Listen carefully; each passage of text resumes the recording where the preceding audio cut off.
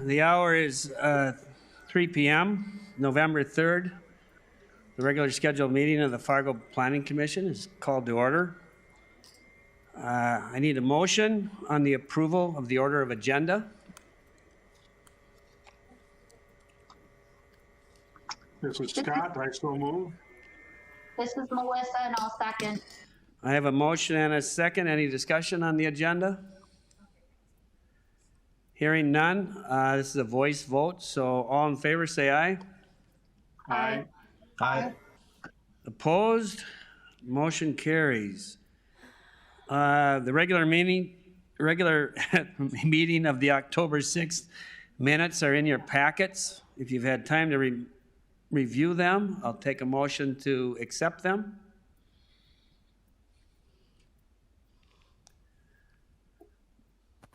So moved. I have a motion. Do I have a second? Second. I have a motion and a second. Any discussion on the minutes?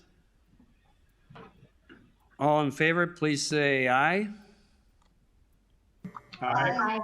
Opposed? Motion carries. All right, we don't officially have a brown bag luncheon this month, but we do have the North Dakota Planning Association will be holding a virtual planning commissioner training session on Wednesday, November 18th from 11 a.m. to 1 p.m. The planning staff will be providing a link to this session for you. The training session provides a background on a variety of planning topics and is presented by several members of the North Dakota Planning Association. Commissioners and planning staff are encouraged to attend. So this would probably be good if you can take that time on the 18th. Donald Press will be forwarding information to everyone on the link to this. So, all right, moving on to the public hearing items. Item number 1, hearing on an application on a name change plot for Robbins Lane South. Maggie Squire, please. Good afternoon and happy Election Day. Your first agenda item is titled Archer Place South. It's located between 3104 and 3237 Robbins Lane South. The engineer on this project is Barry from Bolton and Mank. The applicant is requesting a name change plat involving approximately 960 feet of the existing Robbins Lane South, which is located between Selkirk Drive South and 66th Avenue South within the Selkirk Place First Edition. This is just some photos of what that road looks like currently. The plat would effectively just rename the street from Robbins Lane to Archer Place South. City staff has sent notification letters to property owners within 300 feet, and to date, staff received no comments. We are recommending approval of this project. I'd be happy to answer any questions, as well as Barry from Bolton and Mank is available on the phone. Okay, commissioners, any questions for Maggie on this?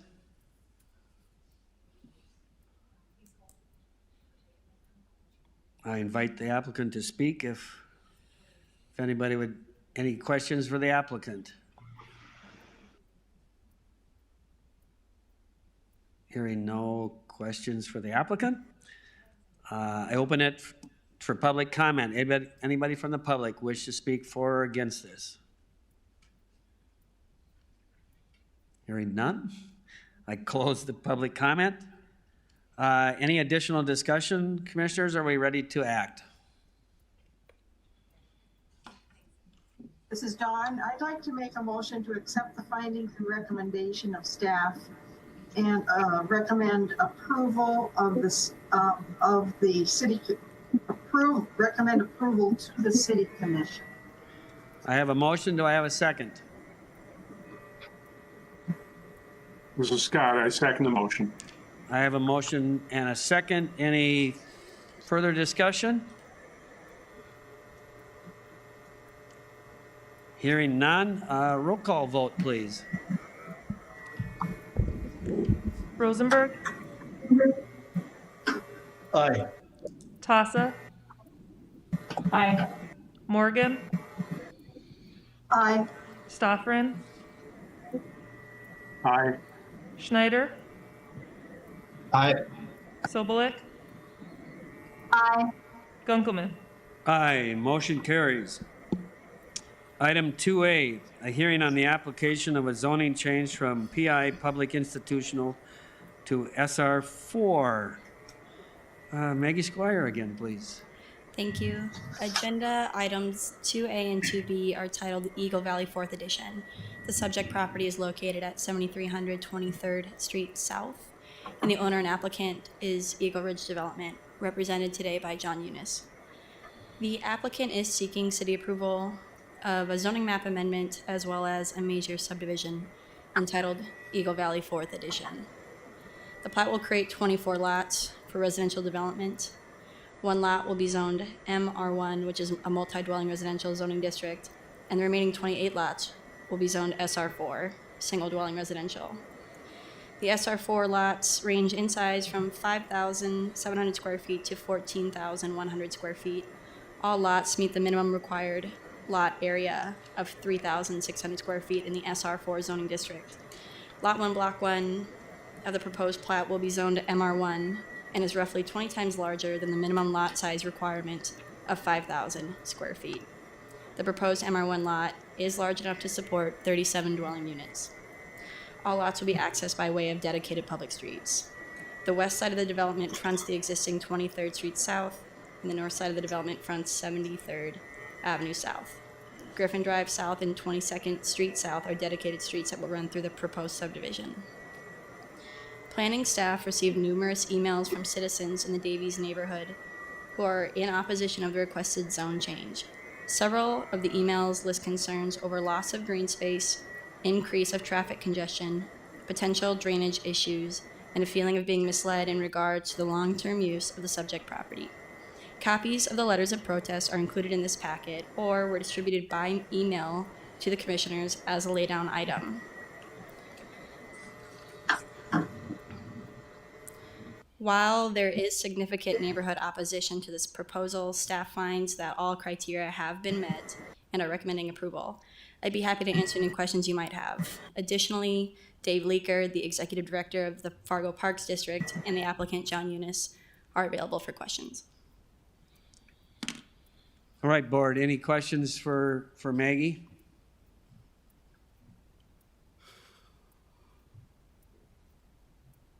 Hearing none, I invite the applicant to speak.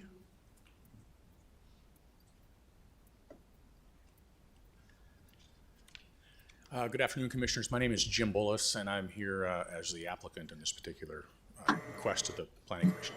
So, first, we're aware of and cognizant of the neighborhood pushback, and we understand where their, what some of their concerns are. I may have inadvertently caused some of this myself. We had initially, when we talked to the Park District, I gave Dave Leaker a preliminary plat that showed this being all about 50-foot lots. When we looked at this carefully, we realized that in order to do that, we'd have to single load a street. So that's why we pulled this out, and the lots along 73rd, we put into a townhome lot. And on our back of the envelope math was that if we had a single loaded street in the development, it would raise the special assessments for all the lots by about $5,000 to $6,000. So we decided, okay, stop. We'll do this privately. It'll still cost some money to that lot, but we'll do this as townhomes, not as we never intended to make this apartments. In fact, you'll see on the next agenda item, I'm trying to get rid of some apartment land adjacent to this property. I don't even want that for apartments. I've developed all of Eagle Run. If you look at that across that section, there's not one apartment building in any of the property we've developed in Eagle Run, Golden Valley, Madeline's Meadows. This is all single family or twin home development, and we intend to keep it low density. We do plan some townhomes here. We'd like to see some townhomes here. We think it would work here, but we don't intend to do anything that'll be in any way offensive in our opinion to the neighborhood. And I'll certainly try and answer any questions that the commissioners. Sure. Any questions for Mr. Bolus? Commissioners?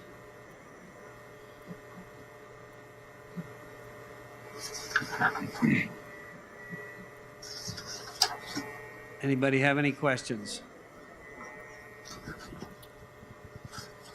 Chair Gunkelman, Yes. can I remind everybody to mute their mic if they're not talking, please? We're getting some feedback here. Everybody hear that? Mute your mic if you're not talking. Any questions for Mr. Bullis? Okay, hearing none. I open up the public hearing on this. Anybody wish to speak for or against this project? We do have some public comment today. I'm going to read two separate letters that were submitted and asked to be read aloud, as well as there's one person in the chamber who would like to speak, and there are potentially people on the phone. So first, from Andrea, who lives at 7424 21st Street South. I'm writing this letter to voice my concern and disappointment as a resident within Eagle Valley on 21st Street South in Fargo. I received a recent letter describing the proposal that would change the zoning from the aforementioned area from current public and institutional state to a single and/or multi-dwelling. When choosing to build a new home, I specifically chose the immediate area, as I was advised by my builder and realtor that this land was reserved for further green space or public use for Fargo Parks. I also specifically chose an area that was free of any apartment buildings, so choosing this specific plot of land was very intentional. You can imagine my dismay in knowing that I made a very substantial purchase under the guise that I could continue to have some green space within my view for my children. I'm writing this to convey my adamant rejection of this proposal as a current long-term resident of this neighborhood. I'm not the only resident who has these same concerns over how we were explained this land was slated to be used. This is the direct opposite of what the residents have been advised while choosing this neighborhood. As Fargo swallows up the nearby landscape, be thoughtful and proactive in leaving more green space for our children, current and future residents, as we were told it would be. In addition to the lack of green space, adding more homes and multi-dwelling spaces will quickly cramp the current park, as well as fill the roads with even more traffic, making it unsafe for our children to enjoy our peaceful neighborhood. Please consider this my official statement. The second letter comes from Destry, who lives at 7429 18th Street South. I'm writing this email to oppose the rezoning request of taking 77,323rd Street South and changing it from park to single multi-dwelling. When we bought our house in 2019, we were told that the area was a public park, which influenced our purchase of our house. We specifically moved further south to have more open space to play and spend time with our children. If this area is rezoned, many families who reside in the Eagle Valley neighborhood will be upset. We're a family neighborhood, and we all use that space to play with our children and pets. If this area is taken away, my family and I will reconsider our length of time staying in the neighborhood. Thank you.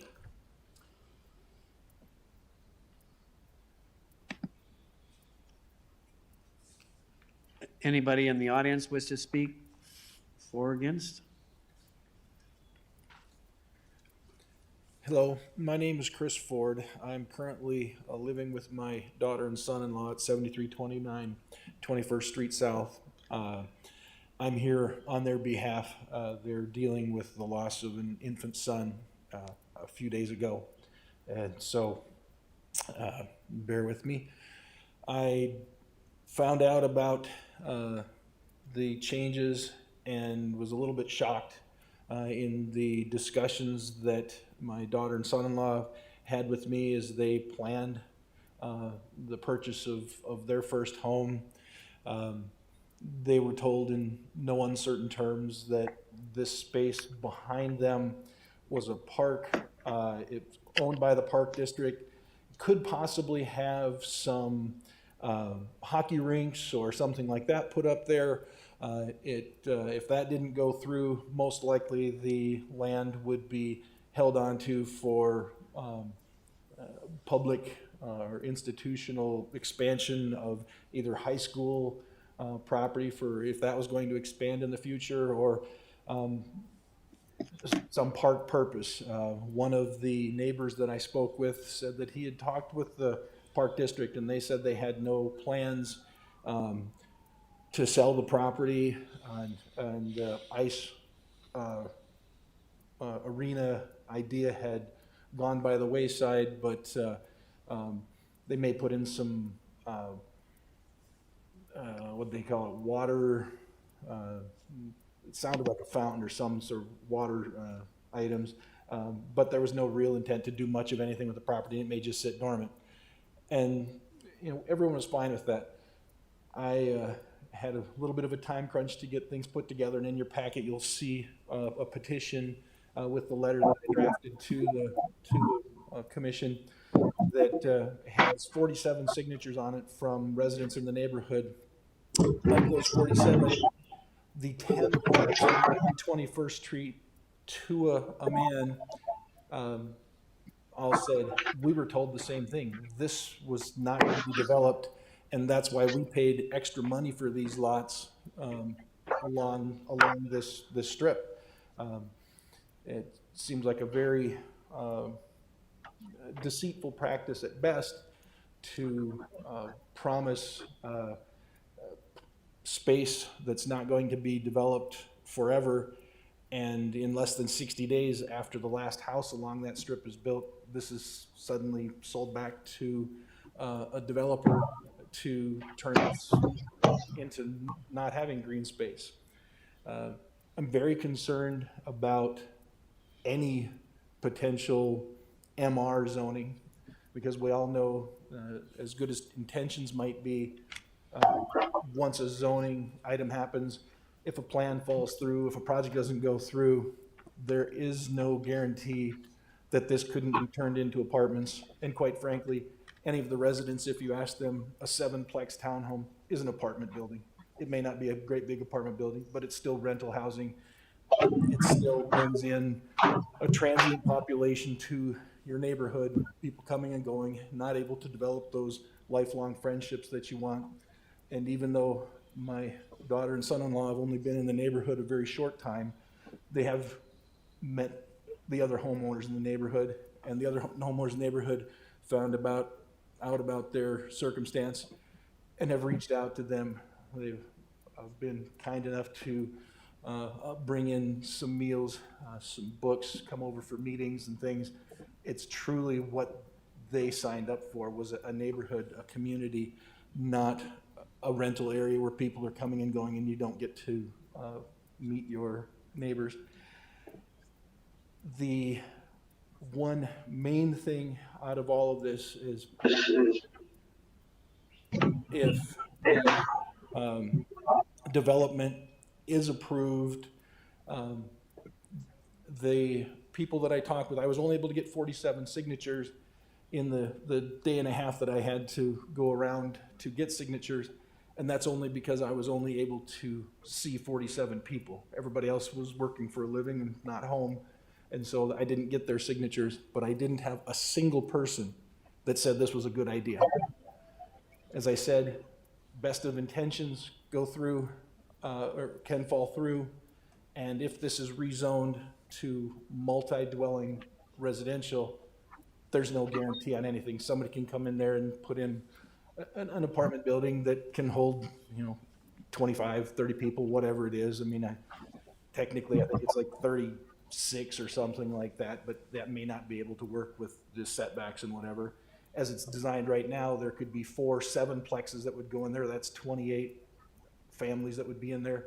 The additional 28 lots would create another 28 homes, which gives me 56 additional families in that area, with one street out on either end of the subdivision, 73rd Street, directly across the street from the high school, directly across the street from a water park where children play all summer long. And that does mean that increased traffic of those roughly 60 homes, if there's on average 1.5 people per home coming and leaving, that's 90 vehicles leaving, 90 vehicles coming back every day. That's 180 opportunities for tragedy. And I say that because where I grew up across the street from a public pool, and I got to witness 3 different times where children going to that pool didn't pay attention and drivers weren't careful,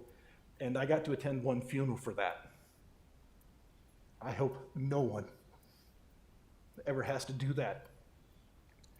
With that, I'm very passionate about limiting the development.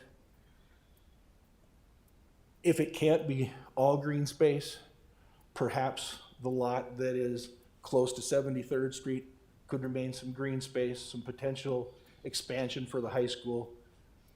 The way the area is growing, there's going to need to be expansion for the education. And if the high school has to expand and gobble up some of their facilities on the north side of the road, they're going to need space on the somewhere close by, whether it's for outdoor gym activities, whether it's for practice fields or whatever. And it seems prudent to me as a planning commission that you want to plan for the long term, not for the short term.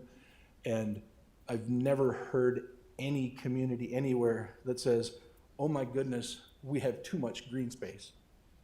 We have too many places for our kids to play. We have too many places to walk our dogs.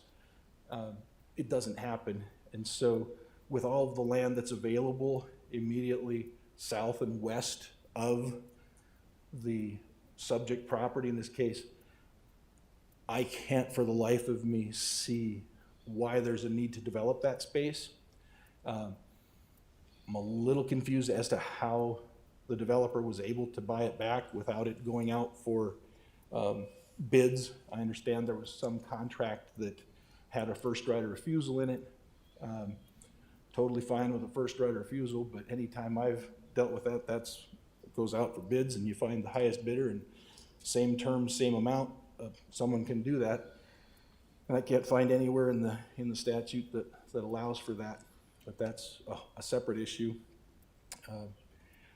In any event, I hope the staff, the commission will reconsider what bringing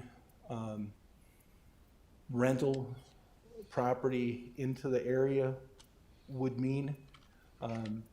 And it's one thing to have single-family homes that are rented, people that rent those, it's not the perfect neighbor, but they tend to stay longer than people coming into apartments or townhomes in and out.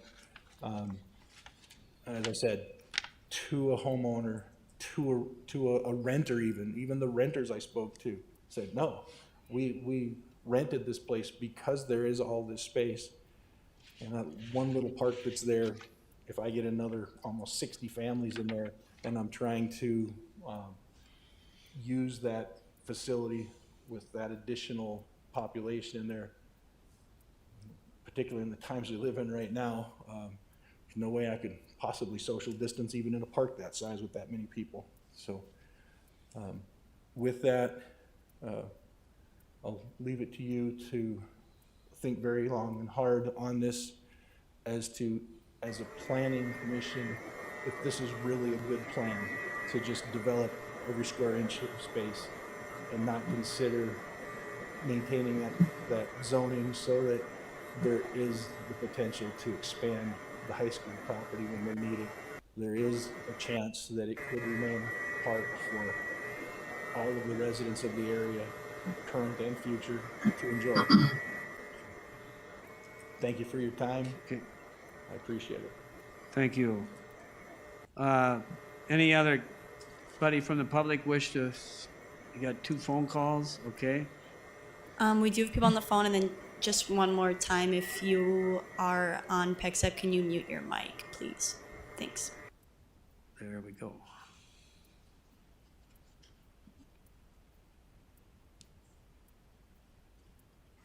All right, I think you're ready to go.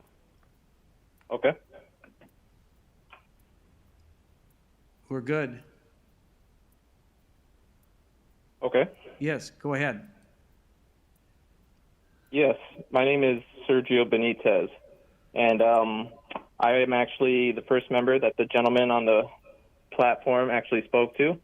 I had received the letter in the mail talking about the proposed changes, and a lot of my things are piggybacks on what other people have already said. But the big thing is we chose our location because we moved into the area recently. We chose our location because of what it had to offer, which included that green space there. And we were under the understanding that we would be paying a premium, but that premium would be coming back to us with the view and with that green space behind us. Now, we know that the Parks Division didn't have a complete idea on what was going to happen. We didn't know if it was going to be that hockey rink or that park, but we understood that as a family, we wanted to have the ability to do something in this area and have the liberty to have that area open to us, because it's honestly a great view that we have right now. And I would hate to see that ruined with the giant apartment building in the way. And I've spoken to multiple neighbors on our block, and they also consider the same things that I'm saying right now. That's not something that we agreed on when we moved here, and it's not something that we would like to see in the future. And I have heard talks of people running the possibilities of leaving the area because of this plan change. And so from what I can tell, the overall amount of support on our side, I believe we need to continue and shut this situation down. What we need over here is something for community development, and that doesn't mean rental real estate. We need something for our neighbors to be able to go to so that we can interact and be together, yet separately through all this stuff going on. And so I think we should keep this area with the Parks Department, and we should develop something that will help improve our community area instead of something different for potential gains for others.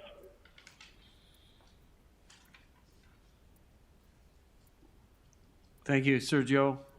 Anything else? Okay, we have another phone call.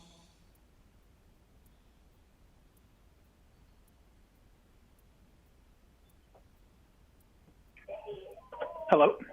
Yes, go ahead. Hi, my name is Matt Kozak. I'm a resident here in Eagle Valley.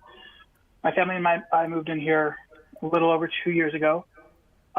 When we were sold our property, just like with many others in this area, to our developer, through our builder, we were told that that area was zoned as a park district. That's in discussion. Keeping that in mind, when we bought the area, we thought, okay, great. Whatever the park decides to build there, the Parks Commission decides to build there, great. Whether hockey rinks, green space, anything, it's something that we can use as a community. It'll add value to our home. Really, like last week or so is when we got the letter, or not last week, but a little bit ago when we got the letter. We saw that the Eagle Ridge Development wanted to go ahead and rezone this to include townhomes. We weren't sure about apartments, but now it's townhomes and single-family homes in that area, which would then also limit that green space. We were promised a park zone, an area zoned for park. We do know projects fall through sometimes. So if the developer, even though right now it's townhomes, if we get this rezoned, potentially an apartment building could go up there by someone else if their project falls through. Most of us in this neighborhood don't want that area to be developed by anyone other than parks. That's what we were promised. We have a whole slew of houses who open up back there. Their backyard's open to there, and they thought it was going to be parks. Now they're going to be looking at someone's backyard. I know myself personally, if that was me, I'd be incredibly upset. I'm upset for them. I'm upset for the area. We thought it was going to be a parks thing. Even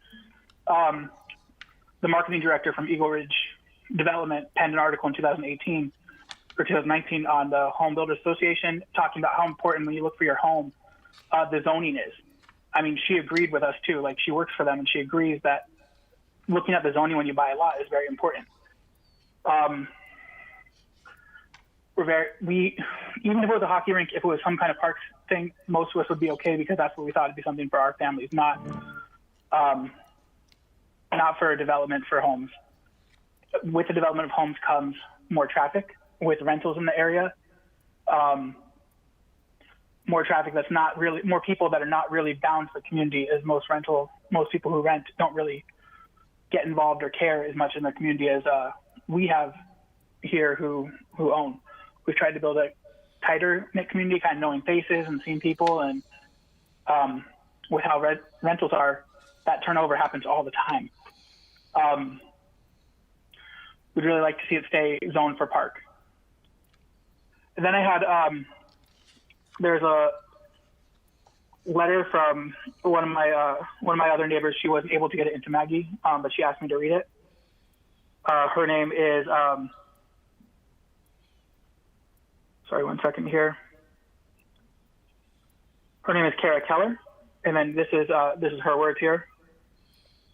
Fargo is making changes to North Dakota landscape that cannot be easily reversed, and while necessary for growth, is the planning done mostly logical for the community? Are the community plans created per what the developers and entrepreneurs want, or what the community needs? What should the developers and entrepreneurs dictate? There needs to be a balance, and I suggest it is in the favor of the community and its well-being. I could go on into a great deal of community development statistics here, but let's simply talk to the heart of the matter. The failure to plan for our community's health and well-being is the planning to fail our community. Let me say that again. The failure to plan for our community's health and well-being is the planning to fail our community. Average homes in Eagle Valley are so close they can often bridge a ladder between windows in one house to the next. Yes, they're that close. It is not that the area needs green space as a feather on the hat. The area simply needs green space to offset the lack of it between homes. So let's talk green space. Upon very first Google search, you can find clear-cut information from NASA regarding the benefits of green space. Green space encourages exercise. Green space decreases noise and air pollution. Green space improves immune function by providing exposure to beneficial microbia. Green space can help with physiological restoration. Sounds pretty great, doesn't it? In a country where obesity is an epidemic, suicide rates continue to climb, and travel is limited by families working second jobs to pay bills as well as the current COVID situation, it makes no sense to crowd, and I stress crowd, an already busy Davies neighborhood by developing an area that could benefit the people and well-being. I have two short stories to share, and I'll be done. I moved here December of 2017 as a result of a devastating divorce after 22 years of marriage. I was struggling with life. Where did I go to find peace and witness joy? Not walking around looking at a house sandwiched in a neighborhood. Not to the area bars, but it was to the park bench in the little playground by my house. The small green space was part of my healing journey after my move to Fargo. This summer, when COVID fears lightened up some and families carefully returned to park areas, families exhausted from looking at walls of their own homes for so long. I will never forget a child walking towards the park yelling in excitement, "Mommy, Mommy, look, there are other kids at the park too." His shouting was not in fear of the other kids at the park during this year we will soon forget, but simply at the joy of the park. The joy of the community, exercise, fresh air, and simply having the space to be a kid. Don't take away priceless peace and joy from our area by irreversibly developing that land. Grow the peace and joy to our area. And that was from Kara Keller, who's also a resident in this area. Thank you. Thank you. No further phone calls? We have one more in the audience to speak. Please go to the podium. Over that side, please.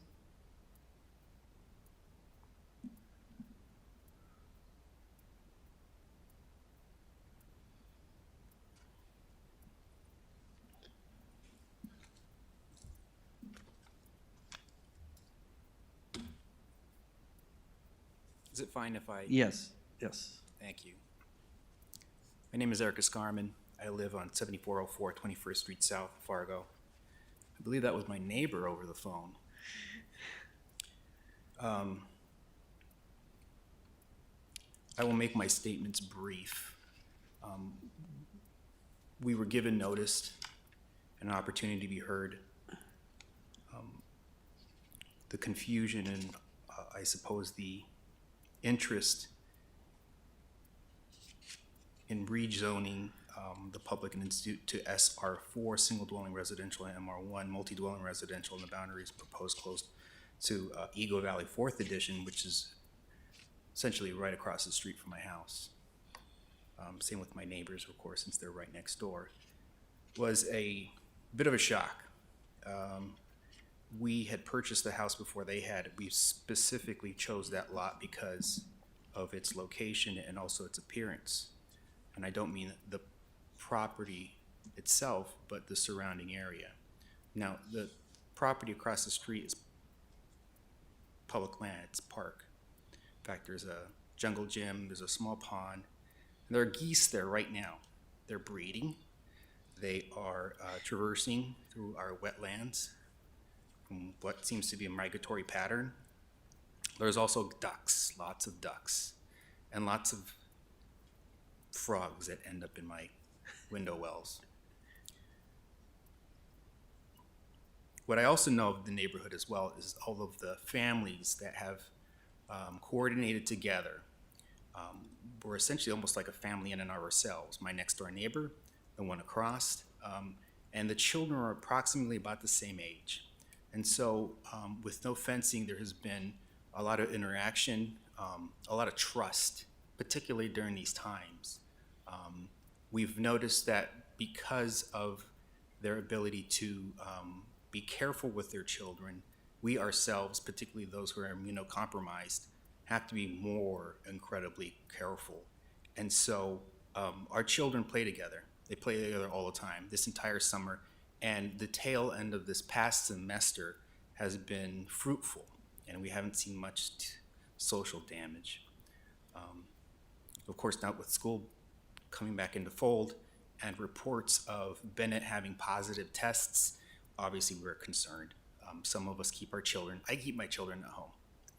My wife works from home. She's working online. She's a professor at Concordia, arts, graphics design, and web design. I'm an attorney, and all of my hearings are either through Zoom or through telephone. My meetings are through phone, Zoom, or if necessary, for example, a jail cell in Rugby, heartland of America, I will, in emergency, have to go.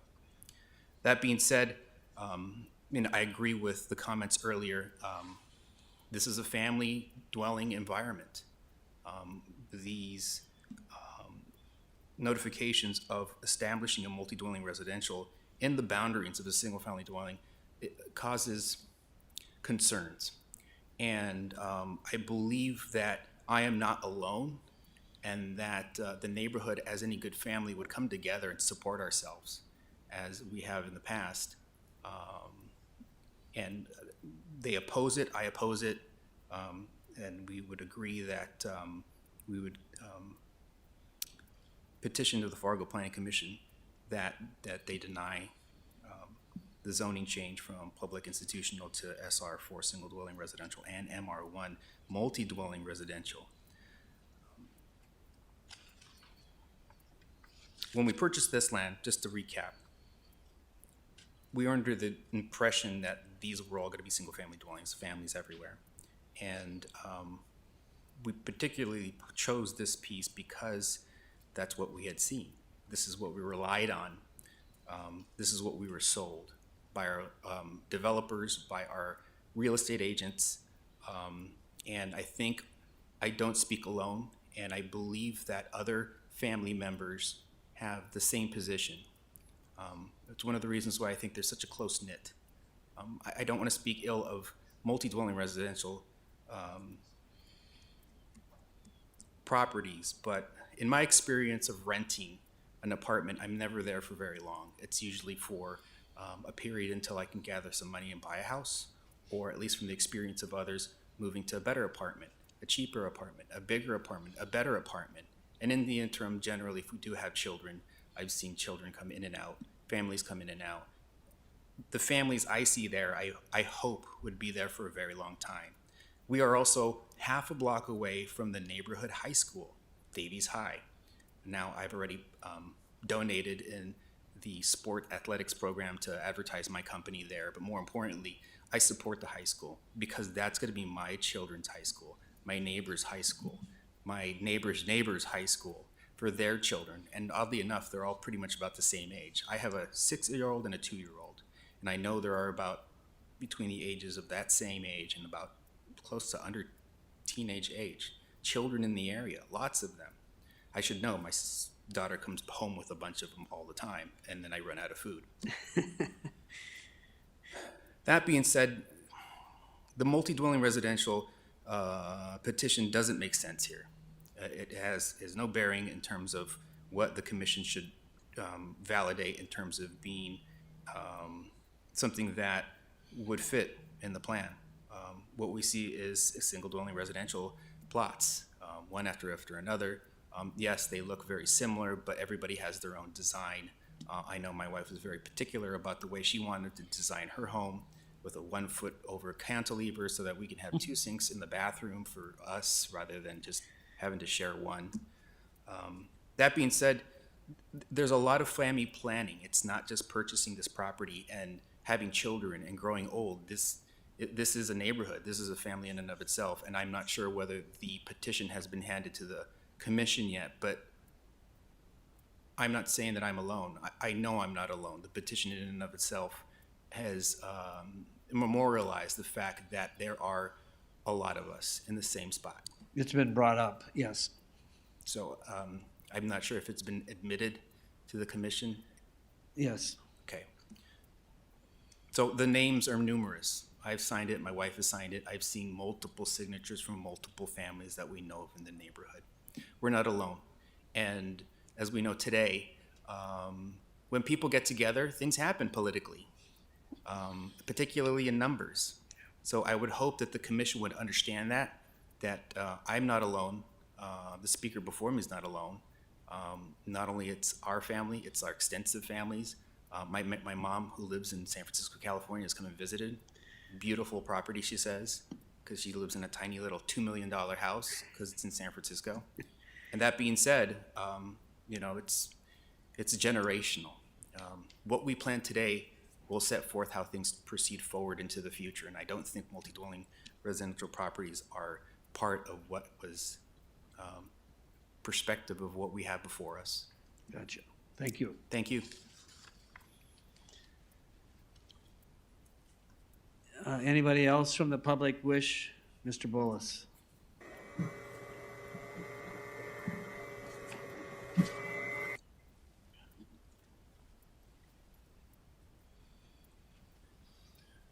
If I might just talk to a couple of items that were brought up, Commissioners. First, Maggie, is there a way you can put the front page of the staff report back on the screen? This property, when we sold this to the Park District, someone brought up, how did we end up buying this? When we sold this to the Park District originally, we sort of had the suspicion it might come back to us. And in fact, we kept the right of reverter so that an option to repurchase the property in the event the Park District did not end up building on it. And that's what happened. And that's why we approached the Park District as development. It's sort of to that point where we're going to wrap up in that part of town in the next season or so. You'll see the subject property is just north of the existing park. That park's been improved. It's hard to see on the picture.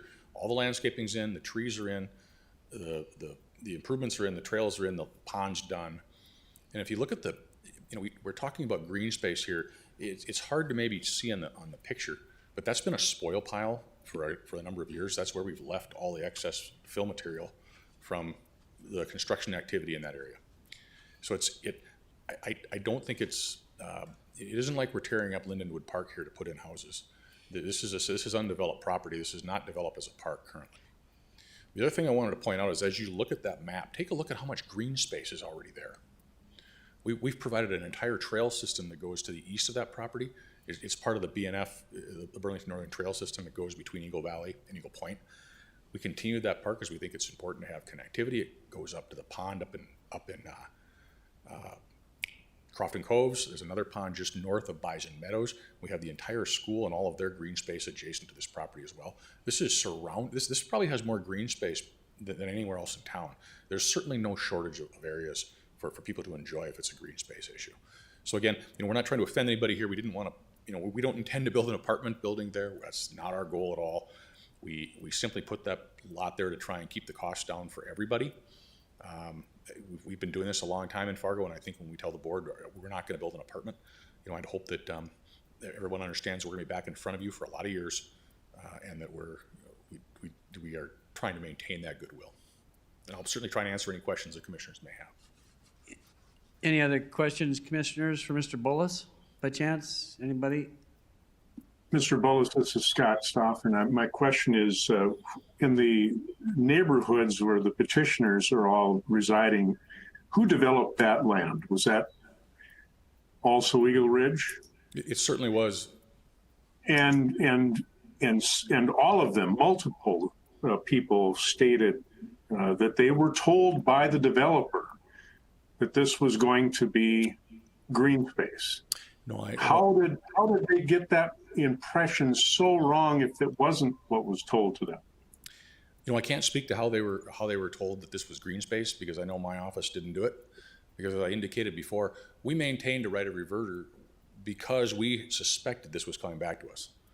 And even when did at the time when they were buying their lots and they were thinking this was going to be owned by the park district, had you tell them, well, we think that's probably going to come back and be developed?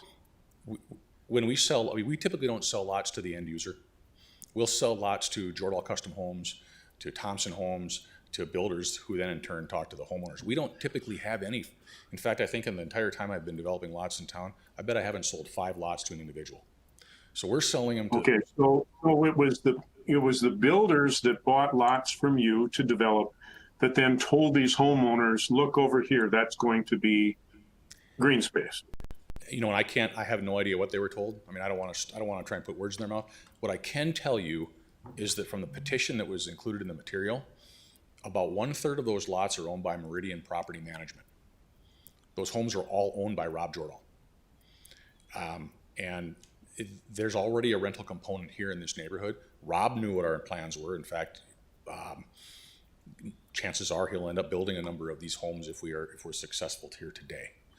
So, you know, we certainly don't ever try and lead anyone astray when we put in a park, and you can see what was park already there. But I'd hope nobody ever told them this was going to be green space. I don't think the park district ever intended for it to be green space. I think the plan was perhaps I think it was something to do with hockey or curling or ice of some sort. But I don't think it was ever intended at any point to be a open green space area. So when they're saying a developer told them it wasn't you, it's more likely it was the builder that were building their homes? You know, again, I can't speak. It would have to be somebody there other than us. We certainly knew it wasn't. And you did say that Jordahl was aware of your plans. Absolutely. But what I don't know is I think there's about 9 homes along that stretch that's affected. I don't know who their builders are. You know, so I can't tell you what they might have been told by a realtor, or even if these are the first home buyers. I guess I don't know that, those answers.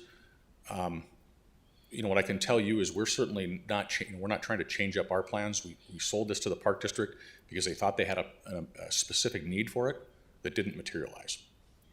And even when we sold it, this is the first time I've ever kept a right to repurchase on property that we sold to a park district, because we just simply thought we were probably getting it back anyways. And that's why we did it. One question I might have is the space south of this that's still public institutional, is that chunk yours or is that the park district's? That property was originally dedicated by me when we developed Eagle Valley. Okay, that was dedicated to the park district for that specific park. The improvements were all put in over the course of a couple of years. Park district takes care of that piece? Absolutely. Okay. Well, and the other question might be the spoil piles that you have south of that again. Is that more than likely going to be housing? The spoil we have that's really kind of to the west of that property is Eagle Valley 5th. We'll be talking about that in just a little bit. We're hoping that'll be more housing. Okay. Any other? Mr. Chair? Yes, go ahead. Mr. Chair, this is Rocky. Jim, thanks for speaking and doing this virtually as we try to interrupt you. I guess I have a question. Is the park district in attendance, and are they planning to speak? Just because I can't see the room. I see Dave Leaker is on the screen.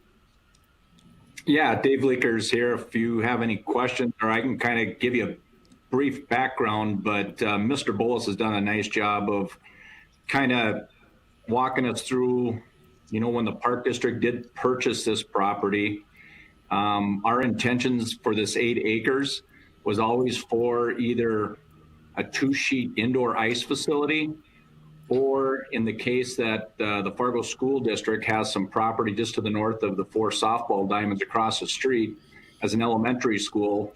We purchased it with the idea that we might swap land out, and either the elementary school could go down on this property or up there, and then the hockey rink would go on the other one. But as a school district kind of did their rezoning and looked at options for an elementary school, they just didn't see this site being needed. And with us pursuing the new sports complex west of 29 and north of 64th Avenue, south of Walmart there, we just didn't have a need for it for an indoor hockey arena anymore. So as Mr. Bullis said, we did have that reverter in there, and that was kind of the initial plan that if we didn't have a need for this, that it would, first option would go back to the original developer. We've worked with Mr. Bullis and his company. We developed that park, and as you can see, it's connected to a retention pond that takes that 4-acre park probably into a 6 or 8-acre park, and then about 4 acres of retention down there. So there is a lot of green space, and the retention pond and the park will remain there as a neighborhood park, which definitely fills a need for that area. Yeah, thank you. I just, this is a tough case because, I know Jim is in the situation where this wasn't the original intention for the land, but now he's with it again, and he does what he does, he develops. And so I guess it seems like a lot of the questions and concerns the neighborhood has really stem from park district actions. And so I think that's the tough part for us, is we're ruling on what the landowner now wants to do when really the concerns are about the change in plans of the park district. And if I may add, I get calls from, different developers, potentially property owners, on what the park district's plans are. And at that time, I would have said, whether it was me or it could have been our executive director before me, that it's either going to be a 2-sheet indoor ice facility or possibly could swap out to be an elementary school. At no time would it ever have been 8 acres of additional outdoor green space and only green space. We've got the property to the south, which fulfills a need for a typical residential neighborhood. And I don't think at any time I would have said that property would have been eight more acres of park area. So. Okay. Thanks, Dave. I appreciate that. Thanks for the update. This is Dawn. I'd just like to Go ahead, Dawn. comment. Go ahead, Dawn. Okay. Yes. Well, I think that everyone would agree if you're proposing plans for the edge of the city where there's just an expanse in every direction. Nobody really knows what that's going to turn into. And it's impossible to make promises. And I know that the park board buys and sells property often. And that is because they're changing uses as there are changing developments. And so it's kind of a moving board, so to speak, for everyone that's in the development community and the city of Fargo and the Park District. So I think we need to understand that. And just one other little scenario. I grew up on the north side. My father built 3 new houses. We always lived on the edge of town. There were always fields or open space, primarily fields, surrounding each one of those houses. And every time there was an addition, housing addition, we were so happy as children because we just thought, more kids. And we didn't care whether they came from an apartment building or what kind of house they lived in. We went to school together. We were friends. And one of the things that I'd actually like to stress is I don't think you want sequestering certain financial and economic, even ethnic backgrounds. It's proven to be more healthy for people to be surrounded by people who bring new things to them. And that's what we always thought when there was a new development coming, even though we were going to lose the field where we went butterfly hunting it would be the possibility of some new kids. And I would think that the adults should feel that way too, that they'd be given the opportunity to meet new people. So that's my statement. Thank you. Thank you. Any other questions for Mr. Bolus?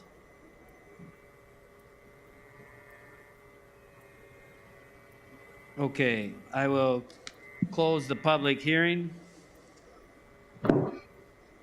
Any other discussion, commissioners? Are we ready to act? I have a couple questions. Go ahead, Miranda. One of my concerns is, so one of the residents put on theirs that on the City of Fargo website, if you go on, it says Eagle Valley Park in this area. And so when they bought their property, they actually knew the owner of the land and reached out to them and said, what is this land going to be used for? And they were told, like, a sheet of ice, that's probably what it's going to be. And so are we expecting our residents, so the 2007 growth amendment, the growth plan says single to multi-family dwellings, but are we expecting the residents to go through the growth plan to understand if this isn't a park, this is what the potential could be? I just think we probably, when they were sold their property, they weren't told the right information, and that information has changed. And I feel for these people who live there. I mean, obviously I'm in Davies. So when a green space, whether it was going to be a true sheet of ice or some sort of school, and they purchased their home or build their home, some of these people built their home and chose this area. I mean, what are we expecting of residents?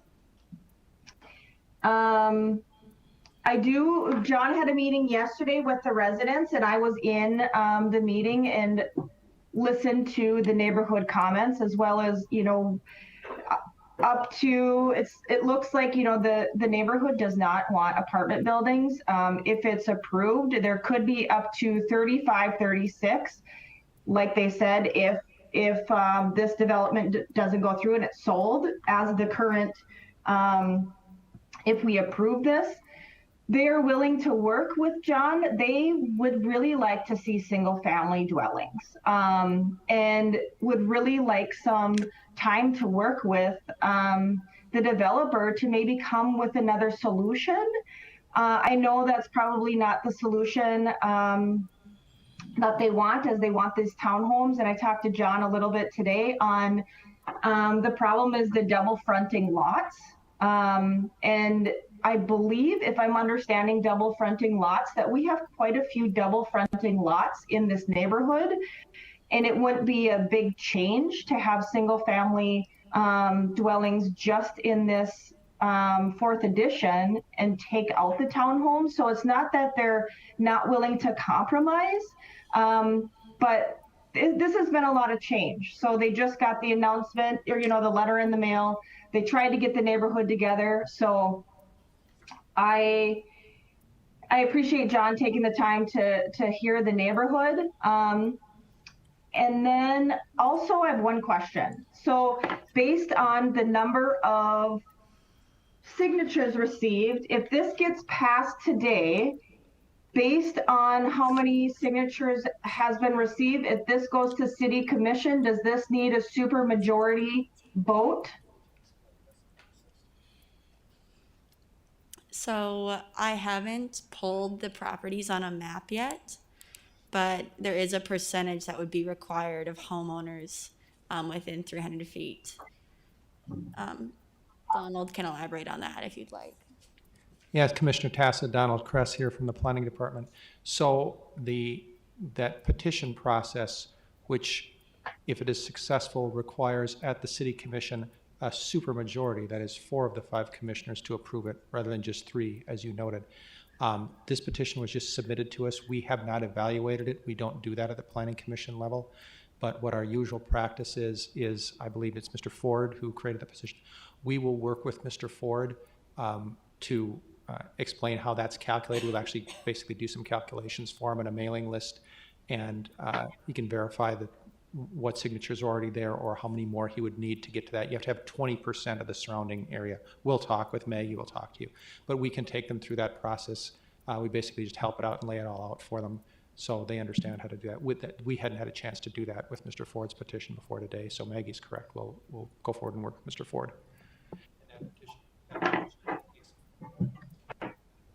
There you go. Push harder. That petition is only at this, it comes forward at the city commission, ma'am. So, thank you. Any other comments, commissioners? If I may, I just had one point of clarification on a question that was asked by one of the folks that's remoting in. I'll let you know. You're not supposed to. Go ahead. I just wanted everyone to know, the question was brought up, was it the builders saying that this is going to stay a park, or it's going to be a school, or it's going to be sheets of ice? And the comment was made, well, Jordahl Homes is one of the developers that knows about what's going on. My daughter and son-in-law had their home built by Jordahl Homes that fronts that property. So if there was somebody in the know, they paid a premium for their lot because it was on this space. And so I just thought that was something that the gentleman, Scott, I believe it was, had asked about, and I thought I should at least bring that up. Thank you. Commissioners, any other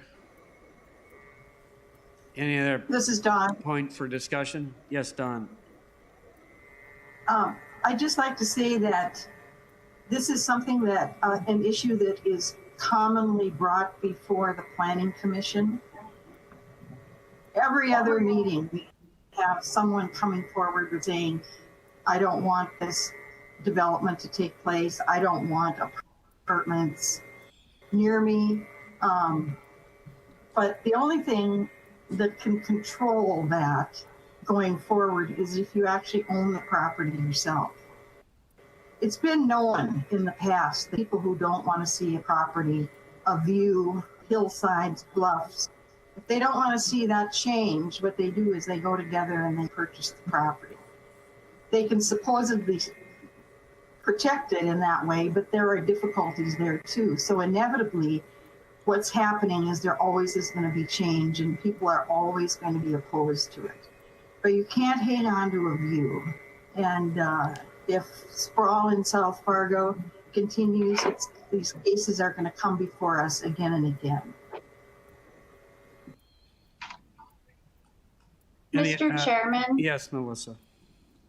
I may have a question for Eric Johnson, and it's a little bit on procedural, but I have a question. Dawn, are you planning to abstain from this vote since you are a representative on the park board? I could do that. Okay. Then Eric, I have no question. Okay. Seeing no more discussion on this, commissioners, are we ready to act? Do we have a motion?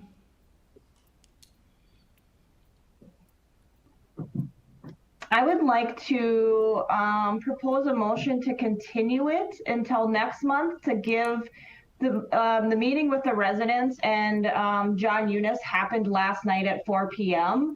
So to have more conversation between the residents of Eagle Valley and the developer to see if they can come together with an agreement of what they're okay with. That would be my recommendation, is to continue to next month.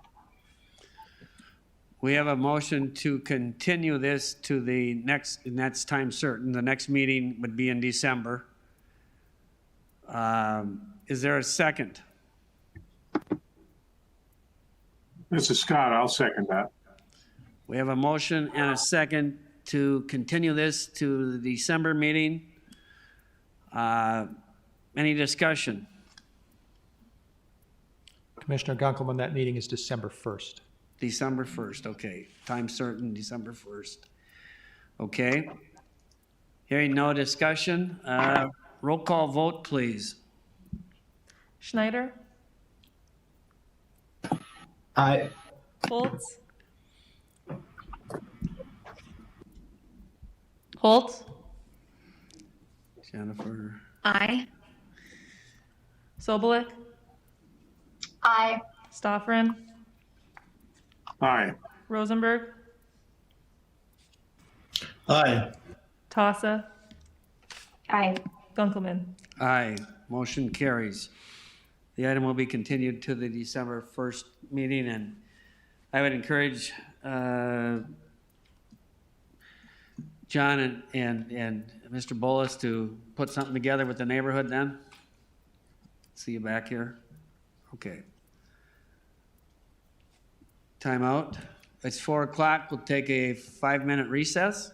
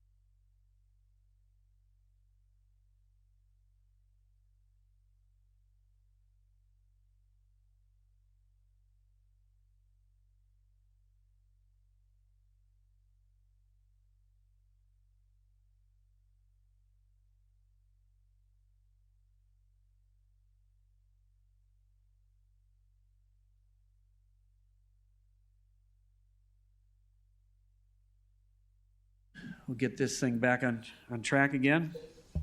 Okay, moving on to item number 3, a hearing on an application requesting a growth plan amendment on lots 1 and 2, Block 7, Eagle Valley Addition. Donald Kress, please. Good afternoon, Commissioners. Donald Kress of the Department of Planning and Development. We have something a little different on the agenda here for the next 2 items. They're not related to each other. They're different locations, but they're both recommendations, or they're both projects proposing a growth plan amendment. And staff's recommendation for both of them is for denial, which doesn't come up very often. Just a little clarification overall about these projects. We are just looking at the growth plan for both of these projects, this and the next one. Although both of the applicants, both the developers, this one is John Eunice and Jim Bullis, and the next one is Nate Volmuth, do have some platting and zoning in mind for this. They'll probably talk about that during their presentations, but all that's actually before your commission right now today is the growth plan amendment. If that goes forward and they wish to continue this or go on with this, a plat and zone change will be coming up at a later meeting. But they might refer to that and have some graphics that show that, just as a reference. And then just a reminder too that the project will also go to the City Commission in any case following this. It'll be scheduled for City Commission hearing. So as Commissioner Gunkelman has stated, our first project here is the Eagle Valley Addition. This map might look familiar from the last item. The last item was Eagle Valley 4th, which is right here. This is still in the Eagle Valley Addition. It's these 2 lots here. 7401 and 7501 23rd Street South. The current growth plan designation here is for commercial for this lot. The applicant proposes to change the entire lot to residential and develop it with single-family lots, probably with an SR4 zoning. Here's standing on the corner of, this is 25th Street and 76th Avenue. Again, just looking diagonally across the site here. These are the houses. There's some houses back here. And then just looking down the streets, it's undeveloped, as you see. We work with the applicants quite a lot before they come before you, as you know, and we've talked about this a great deal with the applicants. And what you'll see here, this is the zoning map here. We'll go back to the growth plan map. You'll see that all 4 corners of this intersection are designated for future commercial land use. The other 3 corners have not been annexed, so it's just this one that's available. And this is the corner of 2 arterials. We often use that phrase when we talk with you about the corner of 2 arterials, the intersection of 2 arterials. This intersection will be similar to the intersection of 13th Avenue South and 25th Street, of 32nd Avenue South and 25th Street, so on. The reason that staff is recommending denial for this is that when you look here, this area, part of which is zoned limited commercial, this is one of the very few areas in this largely residential area surrounded by this red line. That's about 3 square miles. This is University Drive over here, Interstate 29 here, 52nd Avenue, and then 76th. One of the very few commercial areas that's even available. This is in the Selkirk Place First Edition, but it's not developed yet, this bright red here. This limited commercial over here is actually developed with some housing, and there are a couple of undeveloped parcels here of limited commercial, but there is no retail service here. There's, until you get up, you're probably all familiar with the properties here. There's the Don's Car Wash, and there's a small mall there that has a coffee shop and a spa and a couple other things there, and then the bank. There is no retail service in this whole area, and it is staff's belief that that area should be preserved as commercial. These are the comments in your staff report. Just to go over these quickly here. The commercial land use designation and not the residential area, low to medium density, is the appropriate one for the subject's property's location at the corner of two arterial streets. And again, here we're talking about the 2007 growth plan that covers this.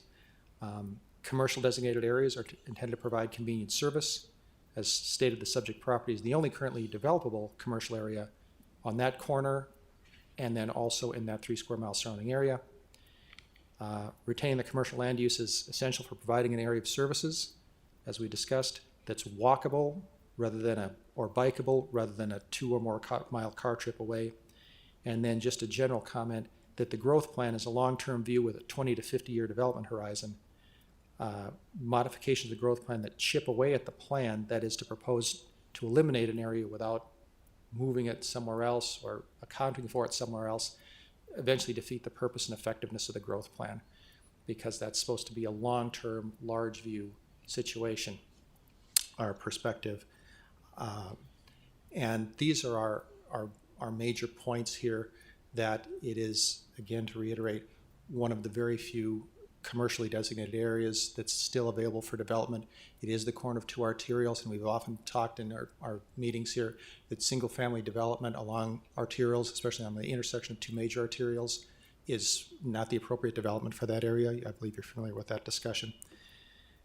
And so staff's recommendation here, as stated, is for denial of the proposed growth plan amendment, because the residential area designation is not the appropriate one for this location. You also received a very late in the afternoon, right before this commission meeting, laydown item. It was a letter from the property owner representing the family across the street to the south that was commented on this proposal, and they were not in favor of it. But that is the only actual comment we've got. As noted in your staff report, we did hold a virtual open house. No members of the public attended that. The developer was available there for that, but no members of the public were available.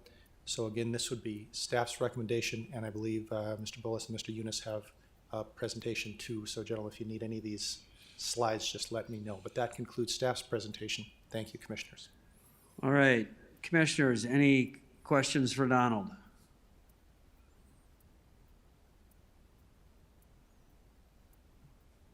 Seeing none, I invite the applicant to speak.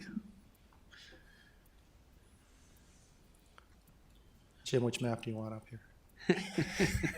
Commissioners, my name is Jim Bullis, and again, I'm the applicant on this, I guess, awfully contentious meeting. Anyways, this is my turn to tell you what I was told years ago. So I purchased all this property 12 years ago. And before I did, I talked to Jim Hinterrocker, who was with Fargo Planning for many years. And I said, hey, when's 76 going to get asphalted, and when am I going to have an overpass? Within 10 years is what I was told, 12 years ago.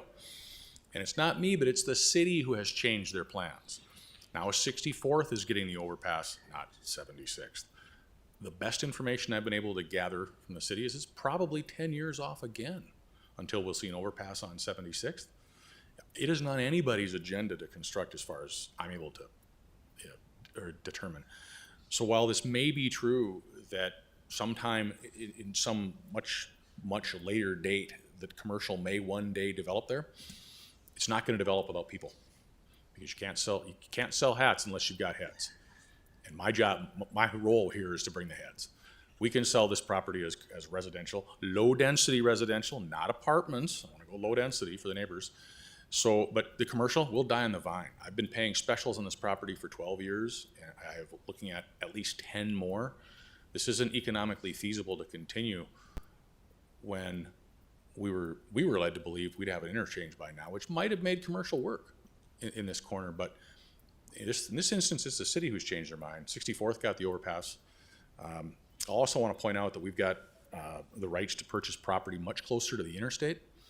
If there's commercial property, we think if there's going to be commercial on this corridor, that's where it's going to be. Will be right off the interchange, certainly not a mile. This is a full mile away from the interchange here. So while this was the plan, and we certainly understand this is the plan, we think we've applied to change the plan because we think that this is a much better use.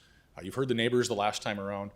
I don't want to begin to think of what we'd be facing if we had to make this. I believe one of these lots is, am I wrong, that one's zoned for multifamily? Yes, sir, that's correct. I didn't put that zoning map up here, but this lot here is zoned for the, I think it's MR2. And then the L-shaped lot around it is LC limited commercial. Yeah, right. So our plan would be, if we get this approved, we want to just make it residential, single fam, and move on down the road. And with that, if any of the commissioners have any questions, I'll certainly do my best to answer them at this time. Okay, commissioners, any questions for Mr. Bullis?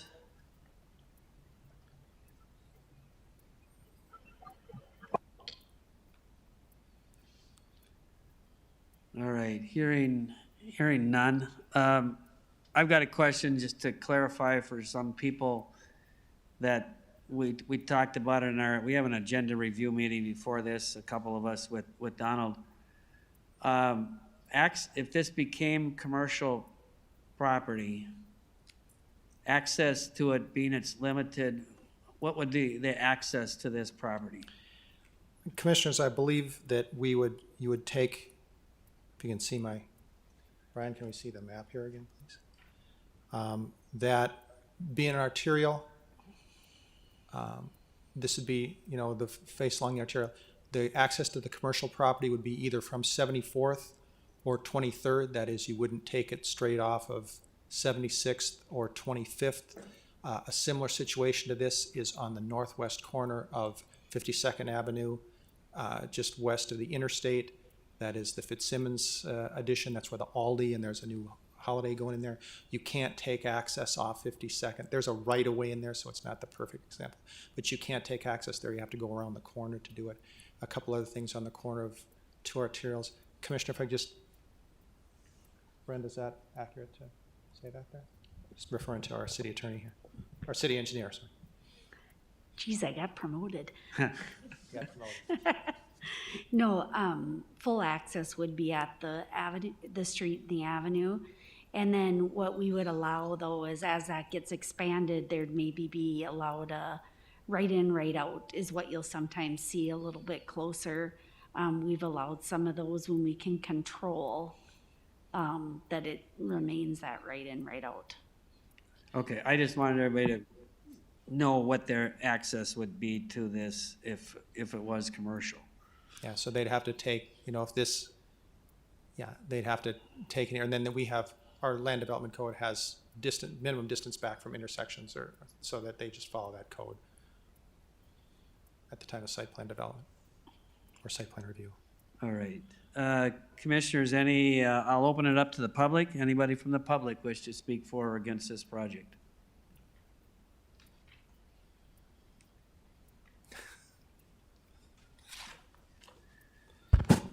Thanks, Commissioners. Nate Volmuth. I'm not here representing Jim or John, but I am architect and developer in town, and I just want to give a couple different thoughts quick. I think, and I bring this up because I'm going to have the same argument on the next one. I think it's very interesting to listen to this discussion and listen to the discussion beforehand. I do bring up one very important topic that Don brought up in the last discussion in regards to the park, and that the park buys property and sells property, and they do that because it's fluid and things change. And just like this, things change. And this growth plan was done in 2007, I believe. It's 2020 right now. Things have changed. Commercial's not done the way it was done then. The city planners didn't think it was going to develop the way this developed. The city has to the south, but it has. And so looking at a plan that's 13 years old and saying that is the way it needs to be, I think is a little short-sighted. I believe that there's many more factors that need to be looked at other than a 13-year-old growth plan. And I've done growth plan amendments before. I've been working with the city staff, and I respect the city staff, and they need to look at these arguments and try to make it black and white.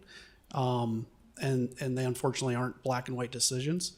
But I've done growth plans in the last 8 years in town, and they happen all the time.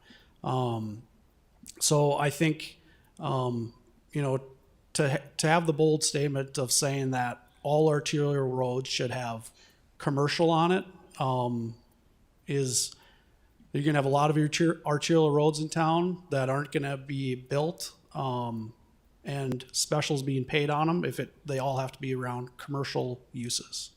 because it's just not how it works. There's not enough commercial businesses in Fargo, West Fargo, anywhere else, that if every arterial road has to have a commercial industrial type use on it, they'll never get built. So that's my comment. All right, any further public comment? Hearing none, I will close the public comment. Any additional discussion, commissioners, or are we ready to act? So if we say we approve this, what's the max density? So we're saying we could do single family, but medium density, we could therefore put a higher density than what they say they're gonna put, correct? Yes, ma'am. So the 2007 growth plan, this is, you can refer to your staff report too here. So the 2007 growth plan states what zones are allowed in each land use designation. So in that low to medium density residential designation, you could have any of the SR zones. There are 6 of them, SR0 through SR5, and you could have the MR1 zone, which again was the same thing that Mr. Billis and Mr. Eunice were proposing for that corner up there in the Eagle Valley 4th. So you would not have the higher density multi-dwelling zones, the MR2 and MR3, but you could have the MR1, which is 16 dwelling units per acre. Perfect, thank you. And yeah, I think Mr. John, do you want to clarify something? Yeah, so Commissioners, John Eunice, Eagle Ridge, following this growth plan amendment, we've already submitted for a plat for Eagle Valley 5th Edition, which would all be SR4 single-family lots. So we aren't proposing, our current application isn't proposing high-density multifamily. And by high Thank density, you. you meant the one that fits MR1. Correct, yeah. Correct, and our plat that was a part of this application was all SR4 zoned lots. Okay. So Commissioner Tassa, the punchline of that is that MR1 would be the densest that they could have in there. And Perfect, thank you. Any other questions, commissioners, or are we ready to act?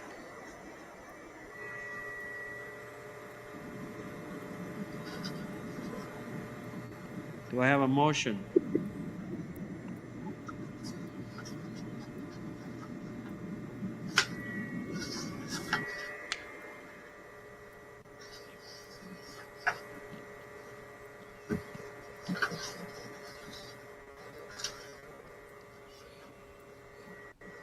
I'm looking for a motion, commissioners. Mr. Chairman, can I ask a quick question? So we talked a little bit about an interchange going on 76. Is that still in the works? We heard it's maybe another 10 years out, and maybe Brenda might be able to answer that. Commissioner Soblick, I hand that one again off to our city engineer, Brenda Deering.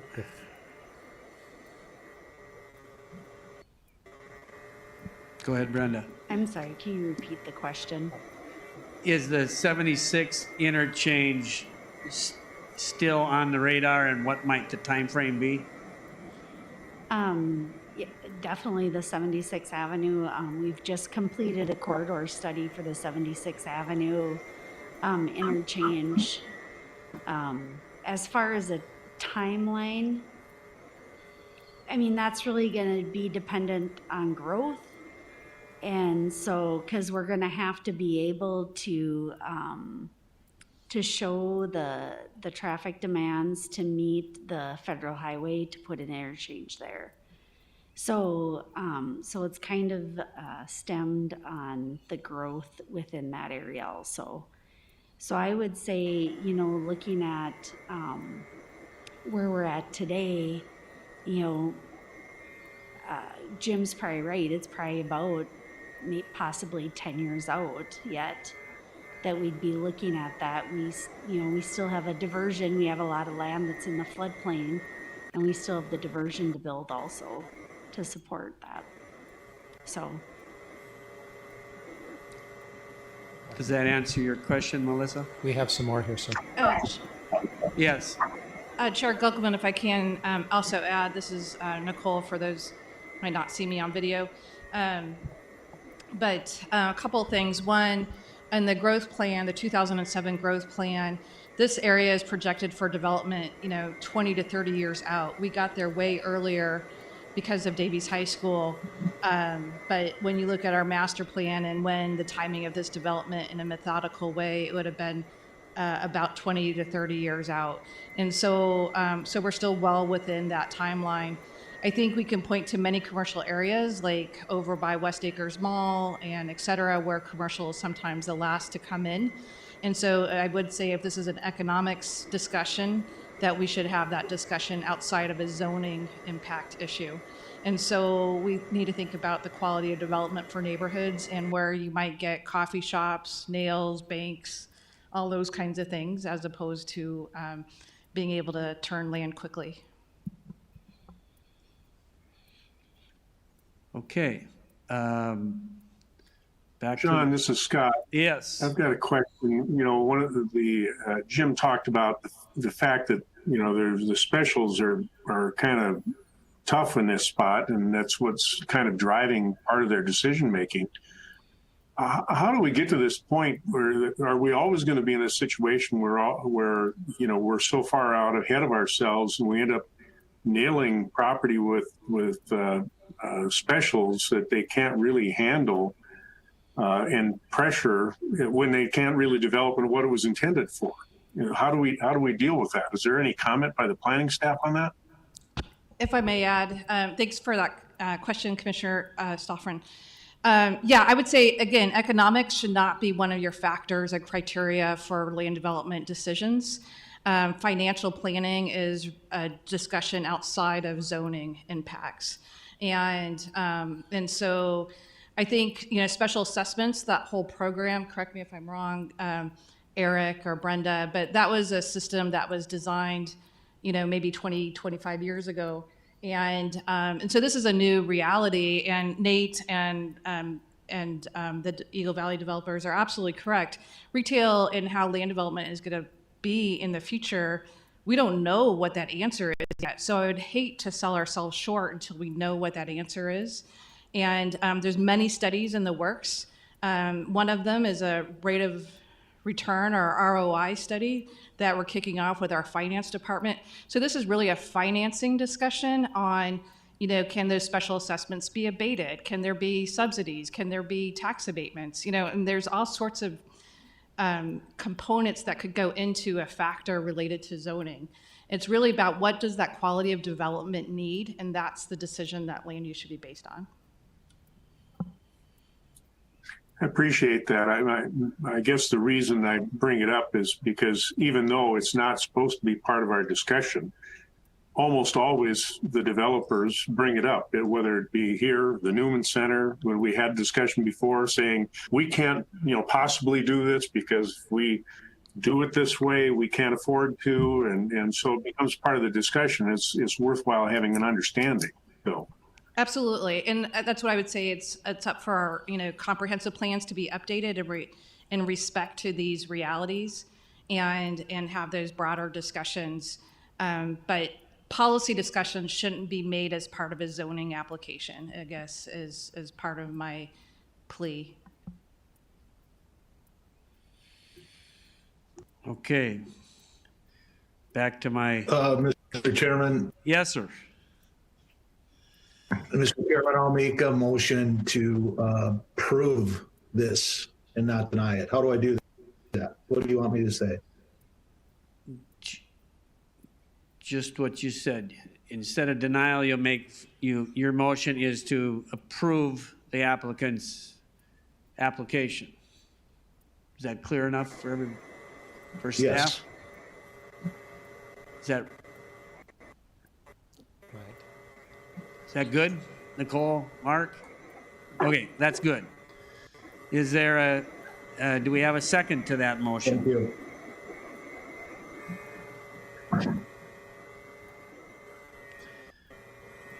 Do we have a second to that motion?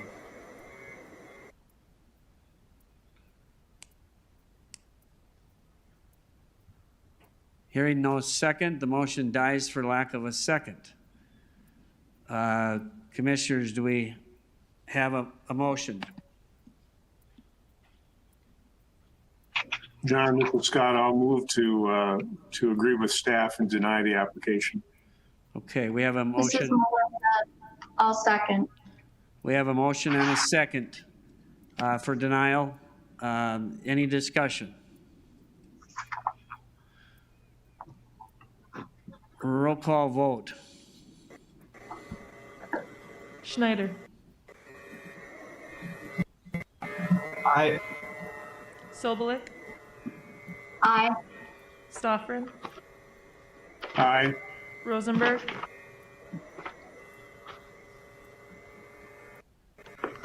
No. Bolts. Aye. Tassa. Aye. Morgan. Aye. Gunkelman. No. Motion carries. Commissioners, right. this will go on to the City Commission, and surrounding owners will be notified again with that public hearing, Commissioners. Okay, moving on to item number 4, hearing an application for a request of a growth plan amendment and an updated, on an unplatted portion of Section 5, Township 138 North, Range 49 West. Donald, please. Thank you, Commissioner Gunkelman. Commissioners, this is the second of our proposed growth plan amendments. Mr. Volmuth, who spoke briefly a moment ago, is the project representative for this one. All the things that the additional staff said would also apply to this situation here that our director, points director made. So this property here is on 52nd Avenue South and what is now and will eventually be developed as a larger Veterans Boulevard going down here. Here's the Rocking Horse development. This is the ditch here that part of the Cheyenne or Red River water supply county drain down here. These properties are variously developed here. This is U-Haul. This is a landscaper. So again, we'll want to clarify something here at the request of the applicant. So this whole land use designation here, and again, we're just looking at the growth plan amendment here today, not a zoning or a plat. This whole area is designated for commercial development. In our map here, we show the change would designate the entire area for industrial development. That's the way we work this, but let me just get you a better graphic here. What the applicant has told us they would like to do if they were able to go forward with this would be to keep a commercial zoning or even a commercial land use designation, but a commercial zoning on the 52nd Avenue part, and then would have the industrial more down here. So it's like an 80-20 split here that they would have when they got to zoning it, which they're not doing today. When they got to zoning it, they'd keep commercial here and limited industrial down here. You could have the commercials or the general commercial zone is actually a zone that's allowed in the industrial land use designation. So they could have that commercial in the industrial, and they would also probably plat it. It looks very monolithic here, like it's going to be one giant industrial lot. The applicant has told us, again, he did have a plat in mind with this, that they would plat it into some smaller lots and not just one large industrial lot. Perhaps you might recall when we did Mid-America Steel up there on 19th Avenue, that was one great big industrial lot. So that's what the applicant has told us they would be planning. But again, the property would be designated for industrial development. So Mr. Volmuth will probably have more on that here. A little different, yeah, that was the proposed zoning and plat he had in mind there with commercial up here and limited industrial on a plat like this, if he would, that's one idea that he had when he proposed this. Going back to this is a little different situation than the previous growth plan amendment. Here, a lot of the surrounding development is stated in your staff report. The surrounding area has that commercial land use designation on it. Admittedly, a lot of it's not commercial like West Acres, but it is within the commercial zoning. There are some industrial type uses on there. Those generally have conditional use permits that were approved by your commission or a predecessor of your commission here to allow certain types of industrial uses specific to that property with specific conditions. You've done a number of these over the time that you've been on the commission. The major factor here, though, is that this is Veterans Boulevard, and it's going to continue to be Veterans Boulevard. It'll connect to the south. It'll eventually cross the ditch, cross the drain, continue to the south as a major arterial on the west side of the Fargo. West side of Fargo. This goes, we share it with West Fargo a little bit there, but this will go all the way. This goes way up north. It's known as 57th Avenue North when you get up in the northern end of it. But it's one continuous connector north-south for a long way. This is, again, it's not here now. This is similar to the argument about what's going to happen in the future, but it's not here now, but it's going to get developed. We can talk about that more a little bit later. And to have even those sort of mid-sized lot industrial development along here doesn't fit this growth plan. This is going to be along an arterial. The surrounding areas are designated as commercial. Any industrial does have individual CUPs for those individual lots. Just to give you an idea of the difference between, it's kind of a long list here. This is out of our land development code. I won't read through these all, but these are the industrial service uses. These would be allowed by right in limited industrial and general industrial district. So you got towing, a lot of auto-related stuff, recycling, fuel oil distributors, some things kind of not very dramatic. Photo finishing laboratories, I don't know if we'll have many more of those. And the stockpiling of sand, gravel, and other aggregate materials. Those would be allowed by right in the limited industrial and general industrial zone. We also have an industrial classification called manufacturing production. Some of these maybe rather low intensity, weaving, probably not a high intensity one, but manufacture or assembly of machinery, equipment, vehicles, production of prefabricated structures, including mobile homes. And then a third classification of industrial is warehouse and freight. As you see that on there, household moving, general freight storage, wholesale distribution, truck or air freight terminals, bus barns. So these are the kind of uses that would be allowed by right in an industrial zone in an area that's designated for industrial land uses. And again, along the arterial, we would be looking for commercial. That plan has been in place. Again, this is the 2007 growth plan. As our director, Nicole Crutchfield, said, this is a long-range planning document. And commissioners, really the discussion here, we've had some couple of discussions here recently with Mr. Volmuth, who, as he noted, has worked with us many times on projects. But this really is looking at, this is the long-term, that's what the growth plan is about. It's about the long-term versus what could be done at this time. That's the two viewpoints you have here. And staff, again, is recommending denial based on some comments here. These are a couple of site photos before it warmed up here. These are from last Friday. Just to give you an idea of the size of that property. It's a good sized property. I believe it's 18 acres. Okay. So here we're standing on, there's a lift station way down here in the south. This is actually that ditch. This isn't part of the property. The property starts here. It's currently the KFNW radio station. These are 4 towers that are out there. And then this is looking down 52nd here. Some guy parked his truck right there. Way down here is 52nd. That billboard is there. So you can see that that's a rather long frontage as that property has on Veterans Boulevard there. And if that were mostly industrial, again, it probably, if the applicant, goes through with this plan, that might be commercial. It'd be commercial on the north part here. But again, a long run of a long frontage along an arterial that would be industrial. These points are in your staff report.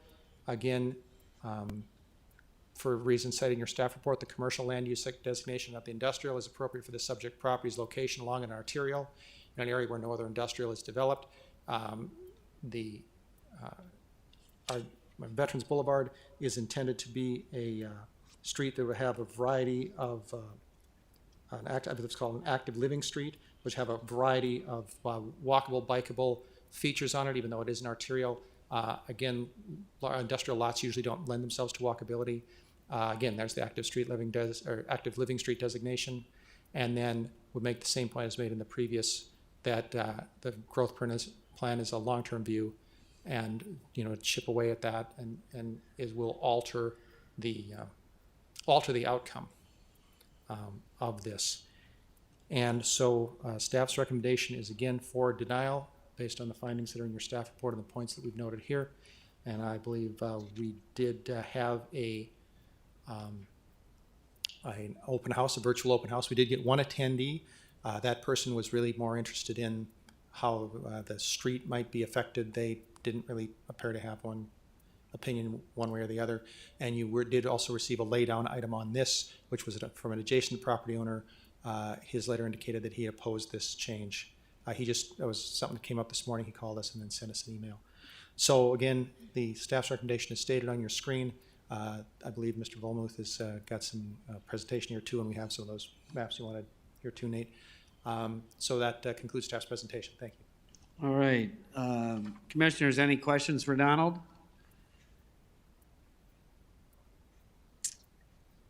All right. I invite the applicant to speak. Do you have, let's see if we can do that. I don't know if you can plug that in over there though. There's a, thank you, commissioners. Yeah. I have a little fob. I don't know if I can get it on here. You don't have a mouse though, Nick. Oh, there's a mouse here. There is? Yep. Okay. Oh, okay. Let's see if we can pull it up.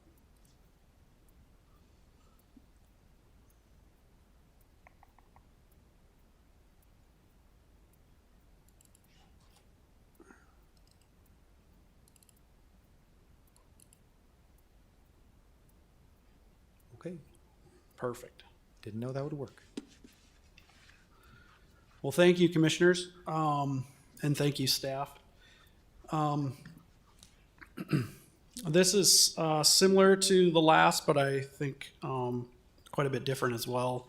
I just wanted to walk through a couple different points that I feel were not maybe presented the way that I would have presented them for what we're actually planning on this site. And so I'll just kind of want to walk through very quickly the process that we've been through.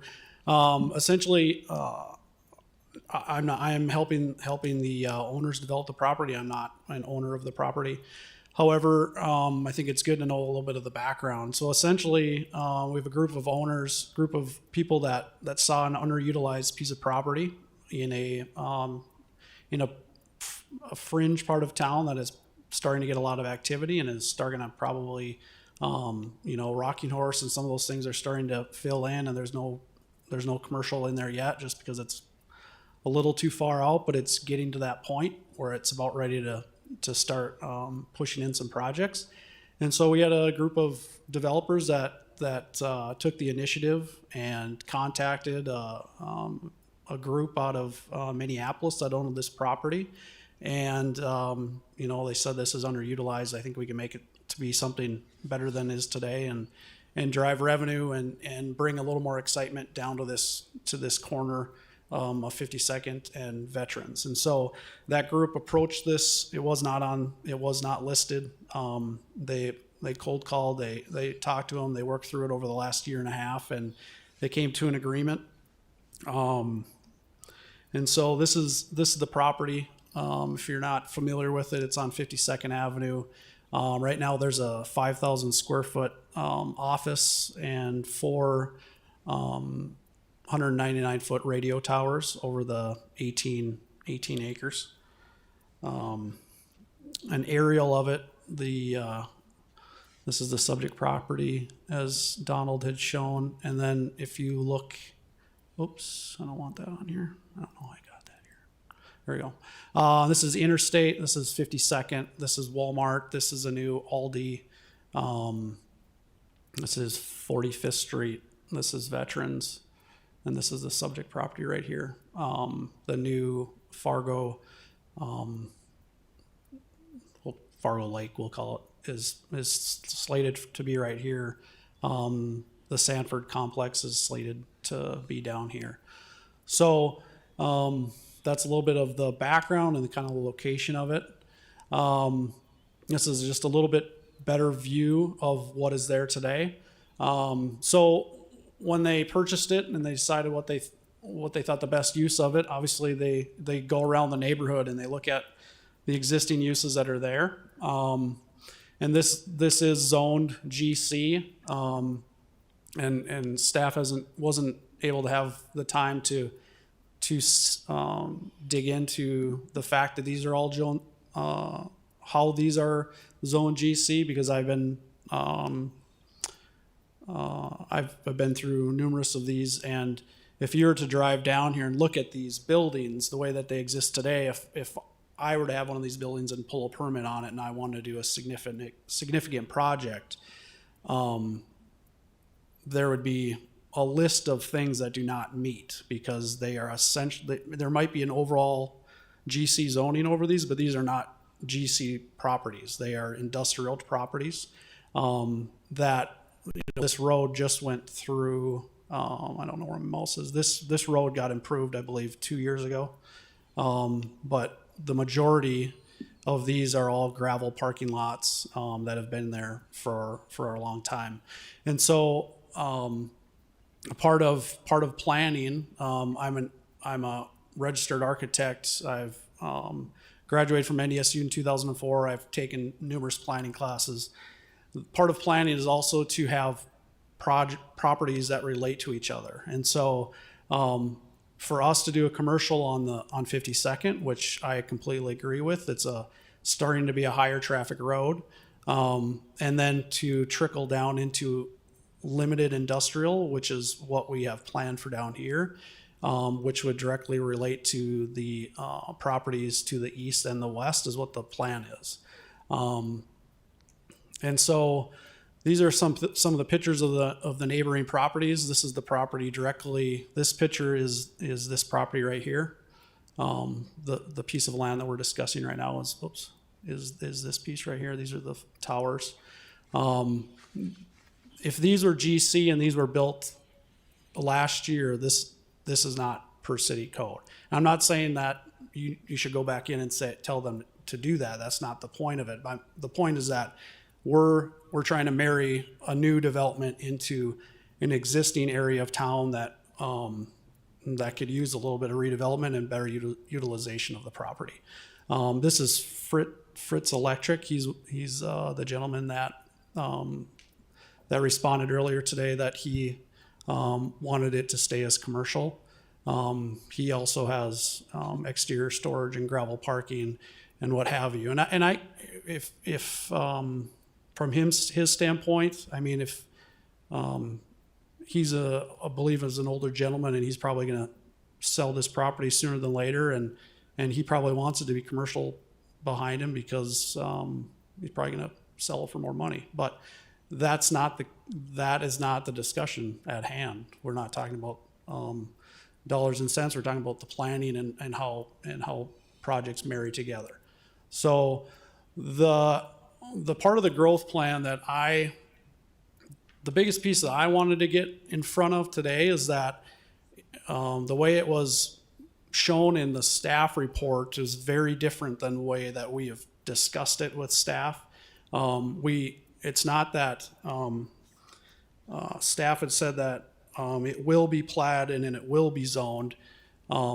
Like those are things that we have not discussed yet. We've already submitted our plat. We've already submitted the actual zoning that we want it to be, and it's different than what the growth plan that is in the staff report shows.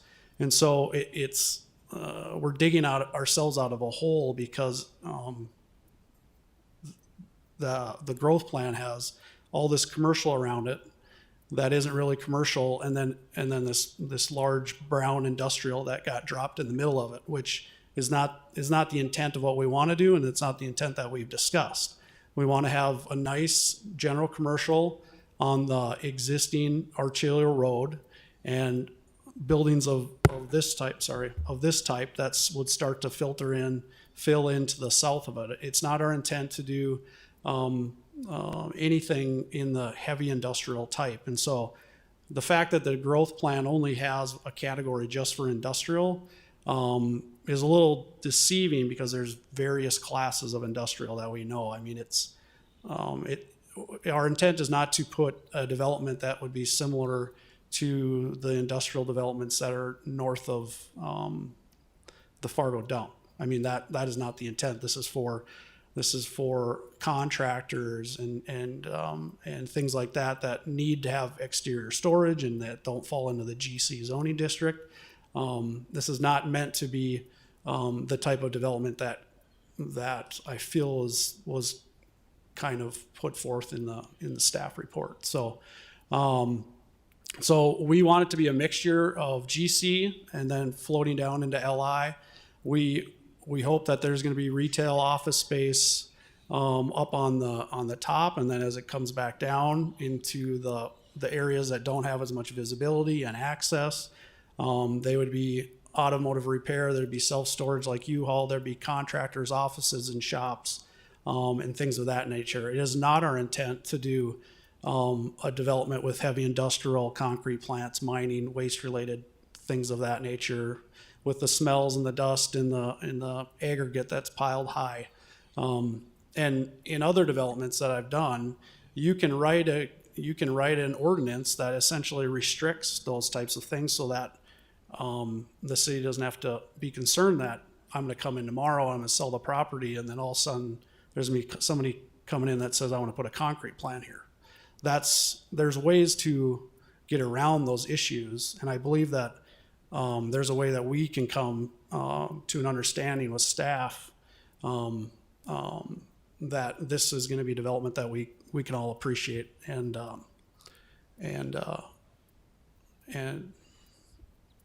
think that it marries the area of town that is there currently with what we are proposing to bring forward with it. So this is our growth plan application.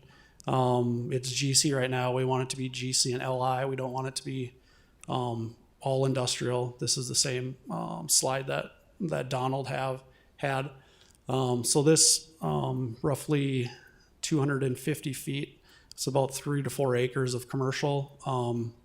This commercial is probably not viable yet. There's not the traffic counts on 52nd or Veterans, obviously, as it doesn't go south, to make this a viable commercial yet. And that's the same reason why Rocking Horse has not yet developed.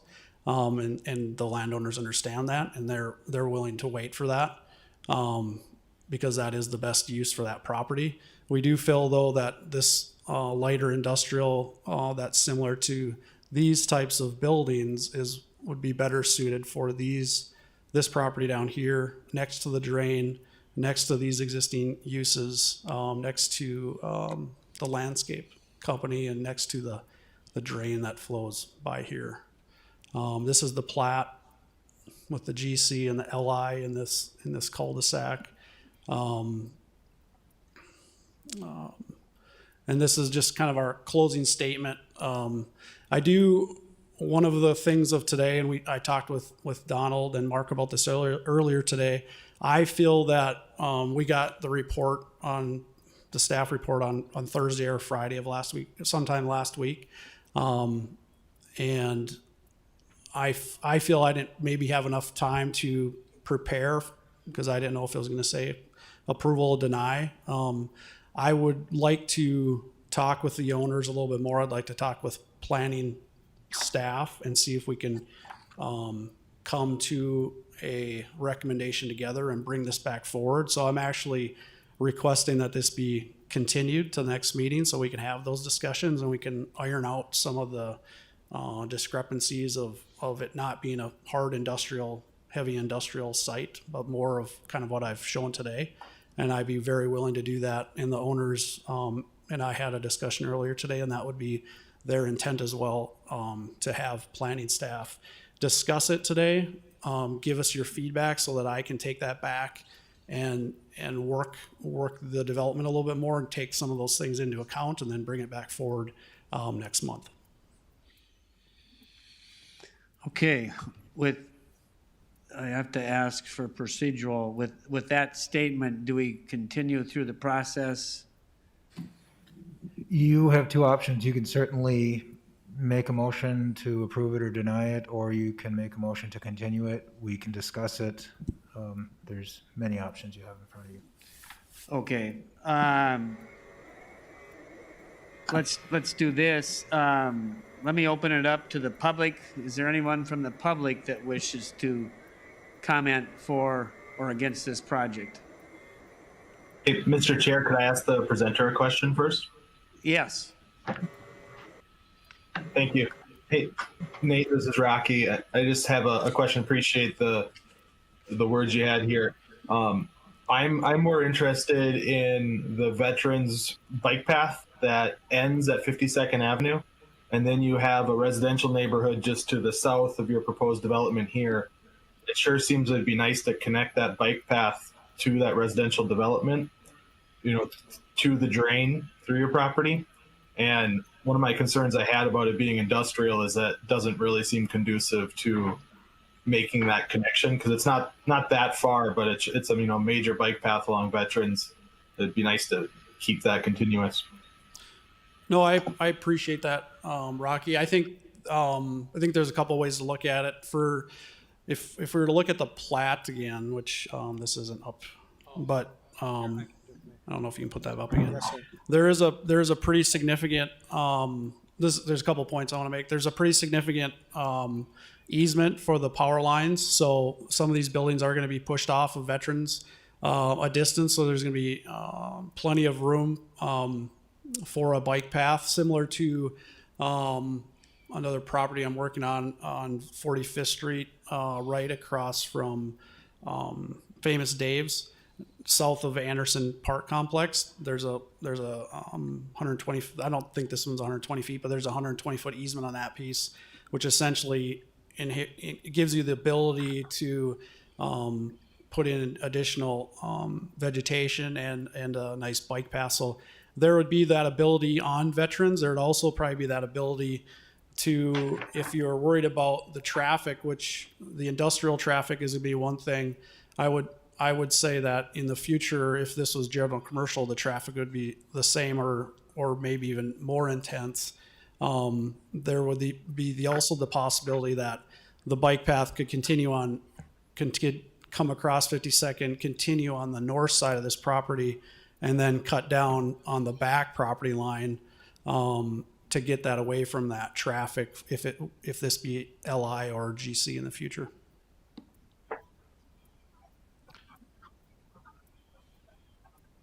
Does that answer your question, Rocky? Yes, thank you. I appreciate that. Okay. Any other questions for the applicant before I open it up to the public, I guess? Anybody from the public wish to speak for or against this project? Seeing none, I'll close the public hearing. Any additional discussion, commissioners? As the applicant had proposed, he'd be looking for a continuance, probably time certain to the next meeting.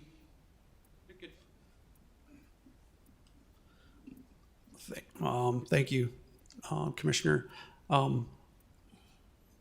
If we could get it on the next one, it's great. We are, because of the site right now, the radio is still operating out of there. The towers are hopefully going to come down this fall and be relocated somewhere out of town. But there is no indication that this is going to be developed before winter, or so we have time. If it goes into January, we have time. I mean, I think to get the land use and to get this married with the neighborhood is more important than the timing of getting this back in December. Time to be continued to a time to be determined. Well, Commissioner, I'll tell you, if I may just add, Nate, so we can do is continue it to a further meeting, but if we just continue it without, we have to re-advertise it. So you could even put on like the February 2nd meeting, if you'd like. No. Oh, okay. I've been advised we can leave it December and keep continuing it too. So. Okay, let's do that. We'll time certain right now would be to the December meeting. Okay. Anyway, is there a motion to that effect, is what I should say? Mr. Chairman, it's Melissa, and I'll make that motion. Thank you. Is there a second? This is Dawn. I'll second. Okay, we have a motion and a second for a continuance. Is it possible you could clarify some direction for staff on what to work on with this continuance in order to come back with something that might be different than what we presented? Okay, I guess based on the discussion that I heard and the discussion that I think I've had with multiple people, including staff, I think the biggest tripping point might be, well, first of all, this would be split zoning, right? You'd call it? Where the, I think that's to be determined. I mean, exactly what, to try to make it something that would both satisfy the commercial zoning that staff is looking for, and to come up with the biggest tripping spot, if I'm out of order, somebody tell me, is this gravel parking lot issue that seems to be a tripping spot between commercial and light and industrial. From my discussions with staff, and I don't know how that's to be resolved. Nicole or Mark? I think the biggest tripping point is entitlement process. So to, and correct me if I'm wrong, Mark, but I think based on the last series of conversations, I predict what comes in front of you might be similar. We certainly appreciate Nate's presentation and are willing to coordinate further. It's, I guess 45 days ago, we were recommending denial, and for 45 days of conversation, we're here today. But again, with Nate's offer to coordinate further, we'd be glad to. I think to allow limited industrial or heavy industrial outright is going to require a PUD or a conditional use permit. And that seems to be the tripping point, not the growth plan itself. It's the further next step of the PUD or CUP seems to be the tripping point. Correct me if I'm wrong, Mark. Nate? Thank you. I just want to make one thing clear that I feel keeps. We submitted a plat application and a rezoning application, and the city asked us to submit a growth plan application, so that's what we've done. And the growth plan application asks for general commercial and limited industrial. At no time have we discussed or do we want to have heavy commercial or heavy industrial. So if the growth plan does not have that as a category, I don't know why we couldn't add it as a category, because that's not what we want. We don't want it to be heavy industrial. And we can limit that however we can limit it, but if the growth plan doesn't have that category, I'd ask that it be added, because there's a significant difference between heavy industrial and light industrial. But we don't have that. We do not have that zoning. Commissioners, may I clarify that Yes. for you? Okay, so keeping in mind what Nate said, growth plans are inherently usually general in their categories. As we discussed in the last one, when Commissioner Tassa asked what zones are in the residential, in the low to medium density residential, there's 6 different zones. So likewise in the industrial, so Nate would have had to have the land use change, the land use designation change, in order to get that LI zoning, because the current land use designation is commercial, and the limited industrial zone is not allowed in the commercial land use designation. So that's why you had to do a growth plan amendment. But the growth plan amendment allows 3 zones: general industrial, limited industrial, and general commercial. So you could have the commercial on 52nd, and then you would have, potentially a rezone to either the LI, limited industrial, or GI. Nate intended to have the LI, okay, but you still need the underlying growth plan to change to industrial to have either one. Growth plans are general, the zoning is specific. Conveniently, the 2007 growth plan is well written, particularly in the respect that it states which zones belong in which categories. So there aren't intermediate. Nate is correct. There aren't intermediate like medium, heavy, and I was just industrial. You know, in residential we've got low to medium, medium to high, and really low. There's a rural. Okay, we don't have that industrial. It's industrial. There it is. But and I don't think we can just add things to a land use plan without totally doing a much larger process. Okay, back to the issue at hand. Is it worthwhile to move this forward? Right now, we've done nothing. So my question still comes back to, if we vote to continue, is there common ground to be sought between the planning department and the applicant? Yeah, we're more than glad to keep working with Nate. Okay, that's the end of the discussion then. Commissioners, we have a motion, and excuse me if I remember, do we have a second? Yeah. We got a second. Any further discussion, or can I call for a vote? John, can I ask a question or not? Yes. Oh, not you. No, Sorry. you're out of order. Sorry. Roll call vote, please. Morgan, Aye. Sobolik, Aye. Stofferin, Aye. Holtz, Aye. Tassa, Aye. Rosenberg, Aye. Schneider, Aye. Gunkelman. Aye. Motion is approved to continue. So, all right. Moving on to item number 5, a hearing on the application requesting a zoning change from general industrial to general commercial. Aaron Nelson, please. Thank you. Good afternoon. Item number 5, ADOC edition, ADOC edition here, is a request for a minor subdivision and zoning map amendment. This application is being represented by Nate Volmuth. The subject property is located at 2900 12th Avenue North, right on the north side of 12th Avenue there, across from Madison neighborhood, just on the west side of the 12th Avenue Railroad Bridge there. The intent of these applications is to accommodate commercial redevelopment of the subject property. Specifically, the proposed zoning map amendment would rezone the property from GI, General Industrial, to GC, General Commercial.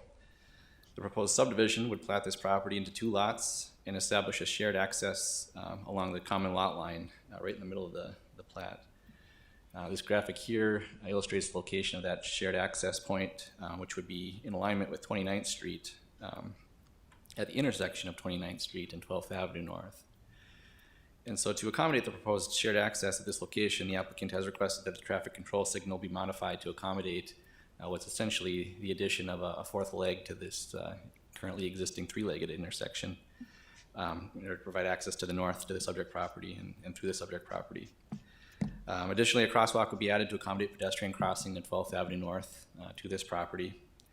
And the request is made by the applicant, and the applicant intends to pay for these improvements to the intersection. The public improvements would be special assessed directly to the property owner, and the property owner would sign a waiver of protest regarding the special assessments in order to memorialize that agreement. According to the applicant, Lot 1, which is the western lot, would be repurposed for use as an auto repair business, and then Lot 2 would continue to exist as is until such time it is sold or otherwise redeveloped. Staff would note that the rezone to GC of the subject property, with the rezone to GC, I should say, the subject property is deemed to have a conditional use permit for the existing use of warehouse and freight movement. This is in accordance with section 20-1001, subsection A1 of the Land Development Code. In summary, this provision of the LDC automatically grants a CUP for a legally established use which subsequently requires a CUP as a result of a zoning amendment, which would be the case with the proposed rezone. Staff finds that the proposed subdivision and zoning map amendment is consistent with the applicable review criteria as outlined in the staff report.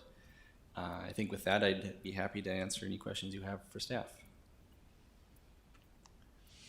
Commissioners, any questions for Aaron?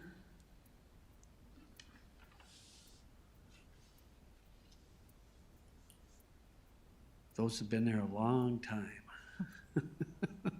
Early 60s. Back to the wooden bridge days. Hearing no questions for Aaron, I invite the applicant to speak. So Nate, make up your mind. What do you want? You general, industrial? What's Well, the deal here? No. it's funny that this comes up right behind the other ones. This makes, I mean, I know that the staff has recommended approval, but I do want to, I just want to make one point, is the fact that very similar to the last one is that a developer, an owner saw a piece of property that was underutilized, similar to the last piece and to this piece.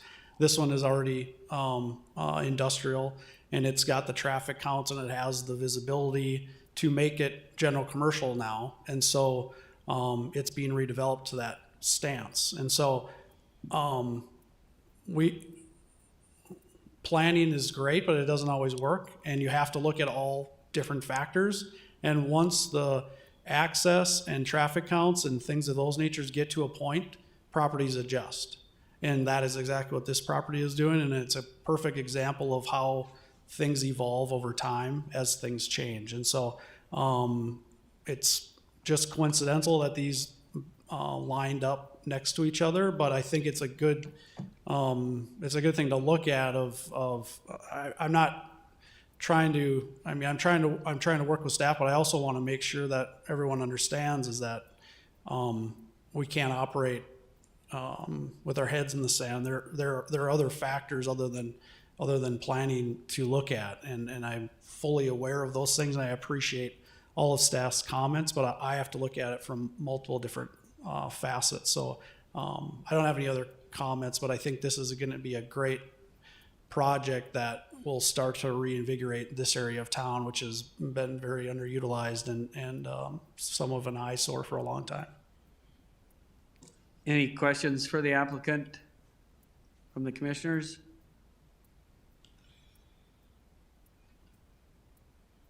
Hearing none, open it for public comment. Anybody from the public wish to speak for or against this project? Seeing none, I close the public comment. Any additional discussion, or are we ready to act? Do I have a motion? Mr. Chairman, I will move to approve as presented. We have a motion for approval. Is there a second?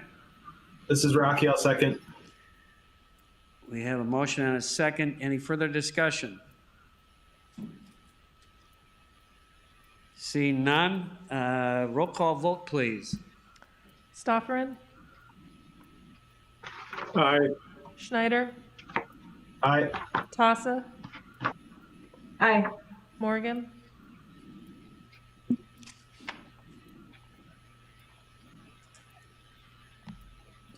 Dawn? Aye. Okay. Aye. Thank you. Sobolik, Aye. Holtz, Aye. Rosenberg, Aye. Gunkelman. Aye, motion carries. All right, where am I?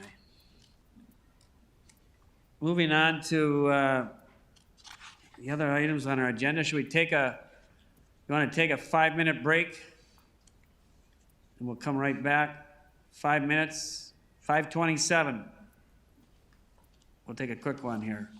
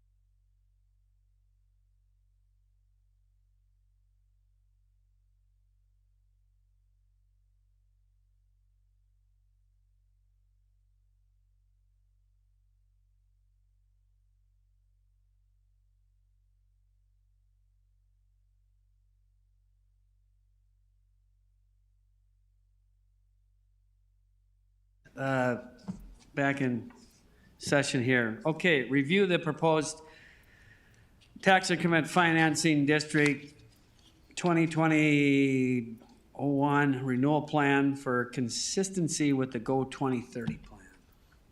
Aaron, please. Thank you. So the City Commission has tasked staff with developing a renewal plan for the Craig's Oak Grove Edition property, which is the property located on the southeast corner of the intersection of Oak Street North and 6th Avenue North. The development of a renewal plan includes consideration by the Planning Commission as to the plan's consistency with the city's comprehensive plan, which is why this item comes before you here today. So this renewal plan is for a proposed tax increment financing district that would be created to help finance some of the redevelopment costs associated with the proposed development.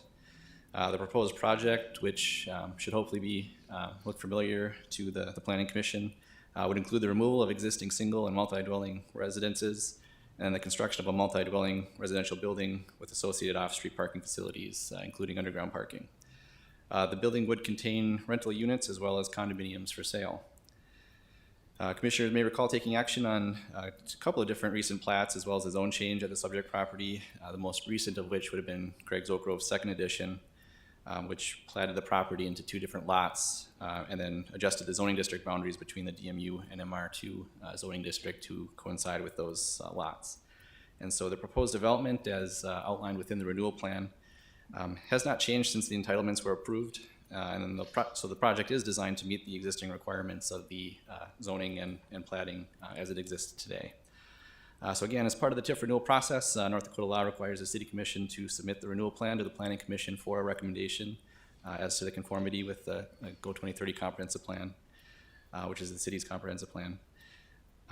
As noted in the renewal plan, the proposed project would meet the current zoning requirements, which were established in accordance with the goals of the Go 2030 Comprehensive Plan, including support for infill development on property with existing city services, as well as the creation and enhancement of walkable mixed-use areas.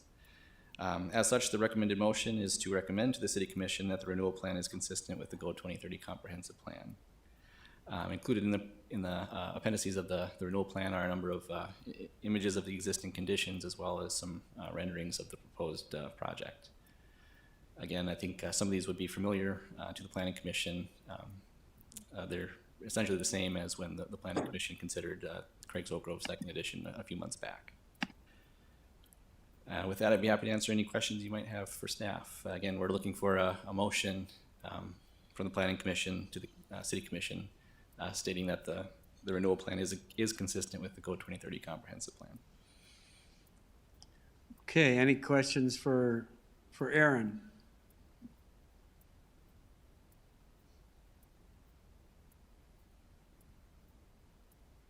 If not, I'll look for a motion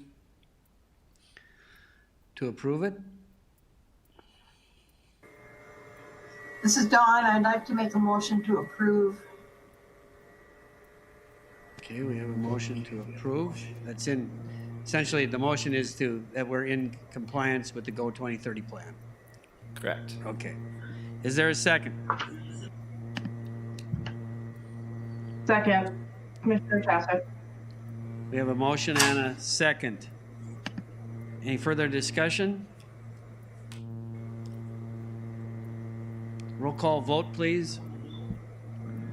Rosenberg, Aye. Sobolik, Aye. Holtz, Aye.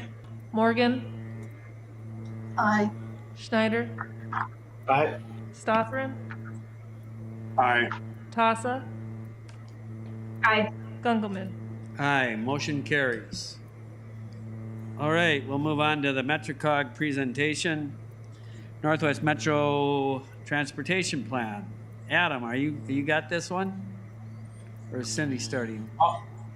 Yes. Can you hear me all right? Sounds good. Yeah, we have about a 15-minute presentation prepared today. I did want to offer it if for the sake of time we can delay this too if you felt, or otherwise we can go forward here as planned. What are the I think we go forward with it. And Hey, can I remind everybody to mute their mic? I believe Commissioner Morgan's mic's on.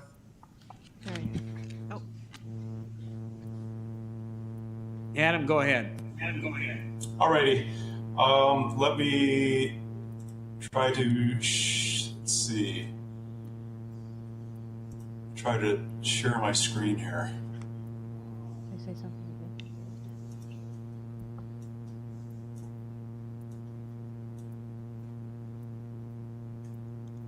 Everybody make sure your mics are muted because we're still getting some feedback. There we go. Oh.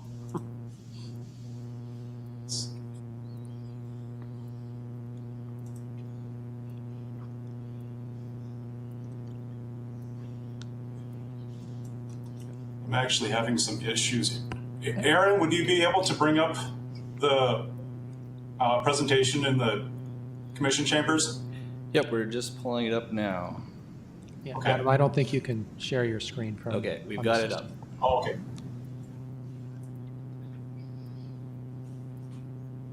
We've got it up. Alrighty. Well, thank you. Again, my name is Adam Altenberg. With me here this evening are Cindy Gray and Luke Champa, and we'd just like to provide a brief overview and some of the conclusions from the Northwest Metro Transportation Plan. It's a project that we began back in mid-2019. Next slide. So as you can see from this first slide, the black dashed line represents the area that we looked at. It includes portions of Fargo and West Fargo, but also Riley's Acres and Cass County. As of today, there's not a lot of people out there. It's pretty much undeveloped. We estimate there's less than 3,000 people living here and fewer than 4,000 jobs, which are mostly concentrated in the Fargo and West Fargo. Next slide. So why are we studying this area? There's several different driving forces, but one of the main reasons is this graphic here shows the current 100-year floodplain. And as you can see, the majority of this area is in that 100-year floodplain area. But with the completion of the FM area diversion, next slide, you note that much of the area would be completely developable at that point. And that's basically, this plan is one of the first comprehensive blueprints for some of those long-term growth needs in this area of the metro area. Next slide. So we took a three-phase technical process with our first step developing and refining land use assumptions to better understand what types of development might occur in this sub-area, both in the short term and at a full build-out, which isn't likely to occur until 50 plus years out in the future. But next, we want to try to understand what transportation improvements are needed to accommodate some of this land use. And then finally, we discussed and analyzed some different transportation scenarios so that the different study partners, Fargo, West Fargo, Cass County, and others, we're on the same page about what improvements we should maybe start planning for in the future. Next. So this study was guided by a study review committee, again included staff from Fargo, West Fargo, and Cass County. We had meetings with Riley's Acres, NDSU, the airport authorities for Fargo and West Fargo, as well as Reed Township. We also had 2 public input opportunities, including a virtual presentation that we uploaded onto our website here last September. And then kind of that bottom right-hand corner, we also had meetings with 4 different utility companies that have infrastructure in the area to make sure that the plans being proposed in the study were realistic. Next slide. So starting with the first phase, the land use plan. Next. Here's the proposed land use plan our team developed with blue for industrial uses, red for commercial, and then the yellow, orange, and brown representing different intensities for both residential or mixed residential and commercial developments. Next. So just want to highlight a couple of key locations within the sub-area. First and foremost, in the northeast, we have a lot of short-term industrial growth that's expected. That's along that 40th Avenue North, just north of the airport. So this puts into focus some of those short-term needs along the corridor and the needs there. Next. To the southwest, we have an existing BNSF rail line that really bisects the sub-area at an angle. And with typical design of roadways, they tend to be in a grid network, either north-south and east-west. But for this area, our study team looked at using a diagonal road that would complement the existing rail line and would also best accommodate some of the potential land uses, as well as allowing for kind of a more natural transition from one side of the roadway to the other. Also, with this diagonal roadway, it helps to keep traffic off of 45th Street just to the east of Riley's Acres, so that the future traffic impacts are kept to a minimum up there. Next. So as we transition to the southwest again, we start to see some higher land use intensities. These are areas that were identified as part of West Fargo's comprehensive plan as future growth nodes, as the city begins to build out to the south, and also as it begins to decommission its current lagoons in the area. And then next. And then finally, transitioning to what's known as the Raymond Interchange at 38th Street, looking at access and connectivity to some of the what we've identified for commercial land uses in the area. And we'll come back to this area a little bit later when we look at one of our scenario analyses. Next. Also, wanted to translate these different land use intensities into usable growth scenarios in terms of population and employment. So this is just one example here that's highlighted for what we've identified as low intensity future uses. And it uses real examples from both Fargo and West Fargo that our study team envisioned for some of those future land uses in the sub area. But keeping in mind and knowing the challenges that come from special assessments and land consumption rates, our team decided to actually look at some of the denser neighborhoods in our metro area. This helps so that we can have some more complementary land uses, and then also comes back out through our transportation process. Next. So next phase of the process here is our transportation system assessment. Next. So with the land use plan that we developed, we took that information and we were able to, so we could translate what that means in terms of where cars are coming from and where they're going over the next 20 years. And that's that first graphic to your right, putting that into our traffic demand model. The second model, the traffic operations model, it starts to help us refine how many lanes of capacity might be needed and what we need in terms of traffic control methods and such.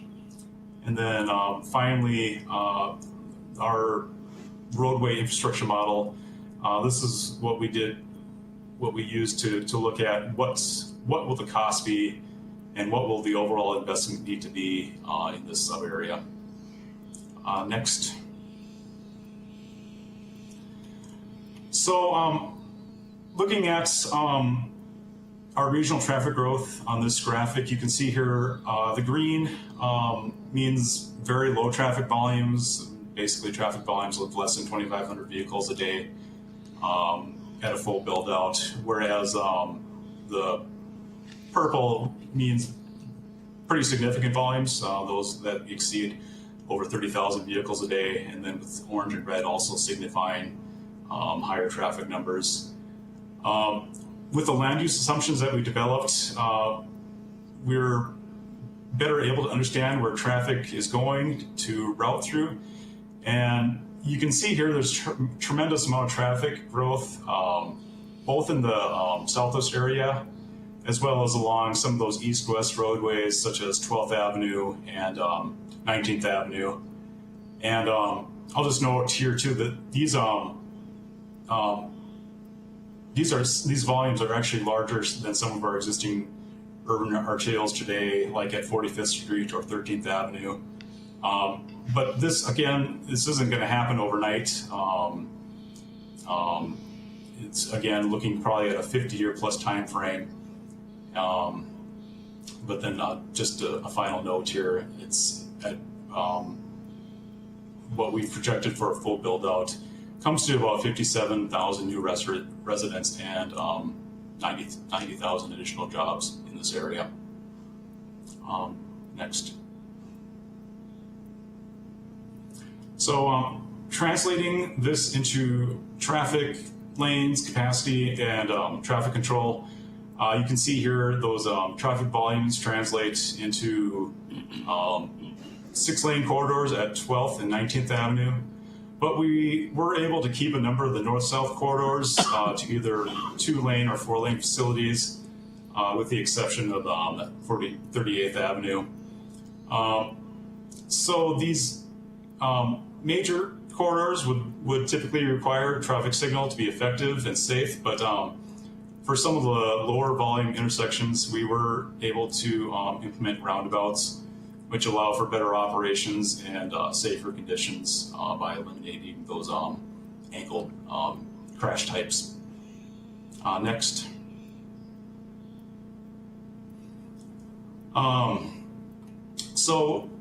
Next here, we translated that into costs, not only in terms of roadways, but also for water, utilities, wastewater, stormwater, so that basically everything that needs to be implemented to accommodate this area for future growth. So in total, this ends up to being just over $375 million in today's dollars to build out this entire sub area. Again, this is at full build, and it's anticipated that only a fraction of this investment will likely be needed in the next 5, 10, and even 20 years.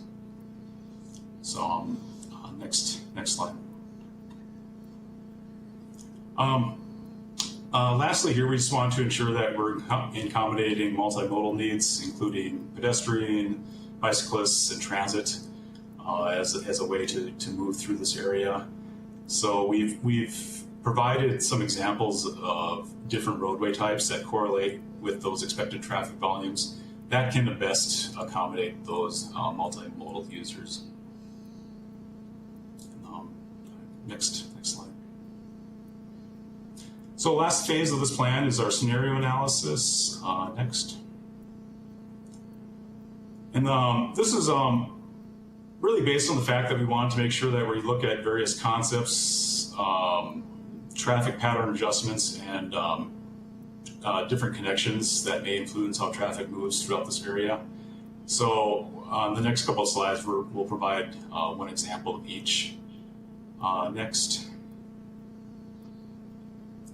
So this first scenario we looked at is what we're calling the Southwest Gateway.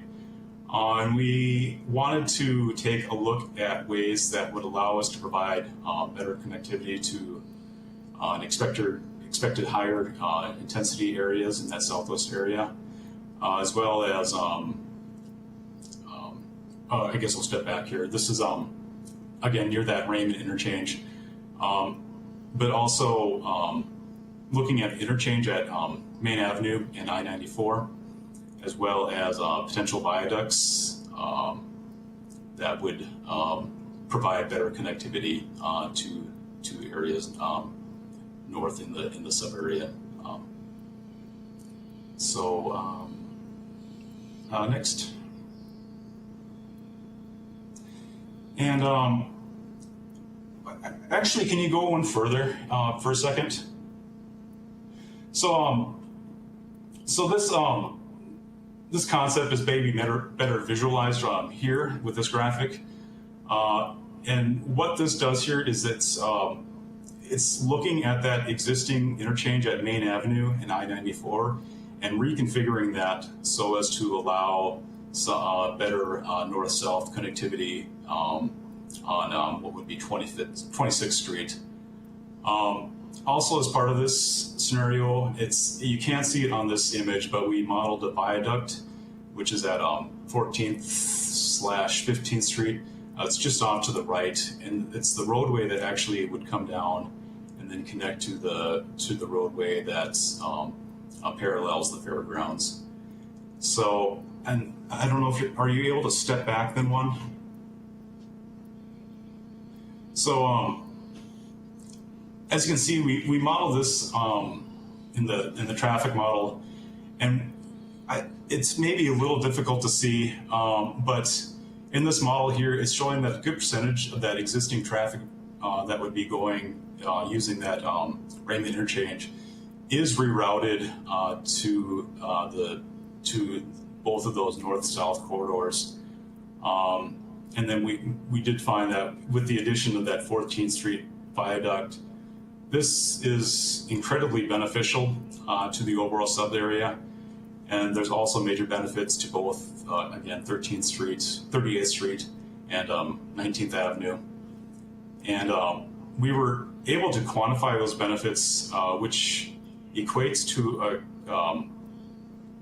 what we're calling kind of a cost benefit of over $800,000 a day, just in terms of the amount of time people are in traffic, how many miles traveled, and just making it more convenient and easier to access the sub area. So if you want to go back to the next slide here, this does require. Go back one second here. It does require some major investment. Again, we're talking about new bridges and a reconfigured interchange, as well as some impacts to some of the existing land use. But based on the overall benefits, our team believes it makes sense to take steps to start to plan for this potential reconfiguration, and maybe looking at reserving right-of-way for a concept like this. Next. The next scenario we looked at is modal splits and how people get from one place or another, whether you're driving, walking, biking, or using transit. Historically, vast majority of people in the metro area drive to and from work, and the previous traffic forecasting that we've done exclusively looks at that type of modeling. However, when we compare that, or compare the entire metro to an area like downtown Fargo, we see some major discrepancies. So if we're going to talk about the sub area having some of those higher intensities, we can expect to see more people using alternate modes of transportation. And on next slide here. And also with the impacts of COVID-19 in the back of our minds, we modeled this scenario with a 13% reduction in the amount of traffic. And we found that by doing this, we were able to reduce 8 miles of overall traffic capacity, which would go a long way to enforcing the comfort levels of people that would be walking and biking along these corridors. And really have not only cost benefits, but also health and equity benefits, as well as increasing desirability and livability in this area. Next slide. And then the final scenario I just want to touch on here is we looked at 40th Avenue and County Road 20, and we elected to look at this and take a deeper dive in this corridor for a variety of reasons. First of all, as you mentioned, we expect some short-term growth here, but we also realize that we're likely on the cusp of a variety of different capacity and traffic control needs. So if we want to go to the next slide here. Delving a little deeper along this corridor, we found that probably right around 2045, it's expected that additional capacity will be needed. This will be going from current 2-lane facility to a 4-lane roadway. However, before that time, there's likely needs to be some better traffic controls at some of the key intersections, especially near the interchange at I-29. And we found that roundabouts would function well and would operate much better in terms of traffic efficiency, while also providing those safety benefits as well. So, and that's just a brief look at this scenario. Next. So, as we continue to move this project forward, we have a variety of next steps that we identified. Next slide here. First, our team noted it's important to continue to monitor and manage growth. It'd be more difficult to achieve some of the goals and objectives that we identified if developments come in and they're not at the intensities that maybe had been anticipated and have higher development and infrastructure costs because of that. So we know that it's important to monitor and manage growth. And this can be done through the process of approving land use plats and different development approvals to make sure that they achieve that vision that's within this plan. Next, we noted that we want to preserve critical infrastructure like right-of-way preservation, especially when it comes to that potential interchange improvements at the Main Avenue and I-94. Next, we also want to continue to refine some of these major concepts as we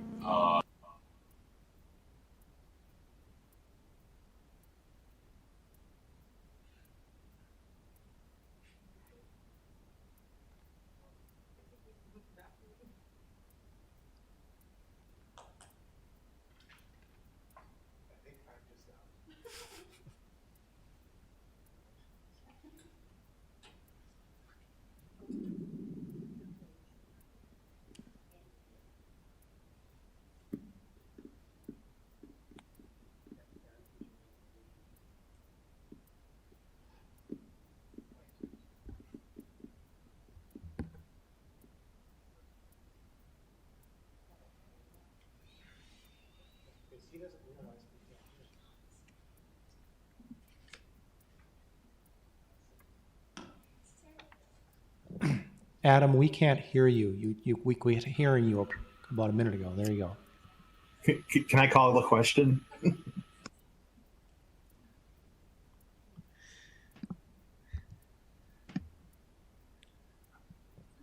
Can you call a question? What?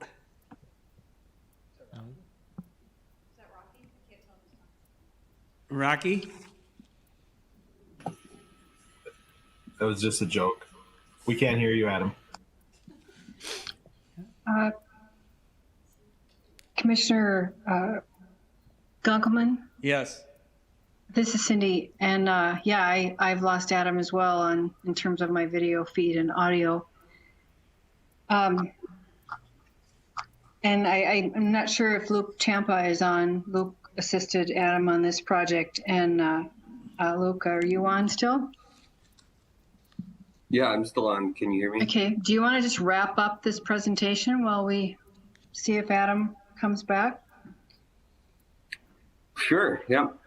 Okay. Well, yeah, I think he was at the point of refining some of these concepts. So there were some talks with each jurisdiction with technical staff about what's feasible and kind of go through pros and cons of how it meets the goals and objectives for West Fargo or for the city of Fargo, and then if it's within the budget or fiscal constraint, as we like to call it. And I can't really see his presentation, but It's moving forward, identify future studies. yeah, moving forward, it will identify future studies in the northwest sub area. So this plan will help guide those specific locations where we can really hone in and see what's happening and kind of monitor the development and growth as it comes up,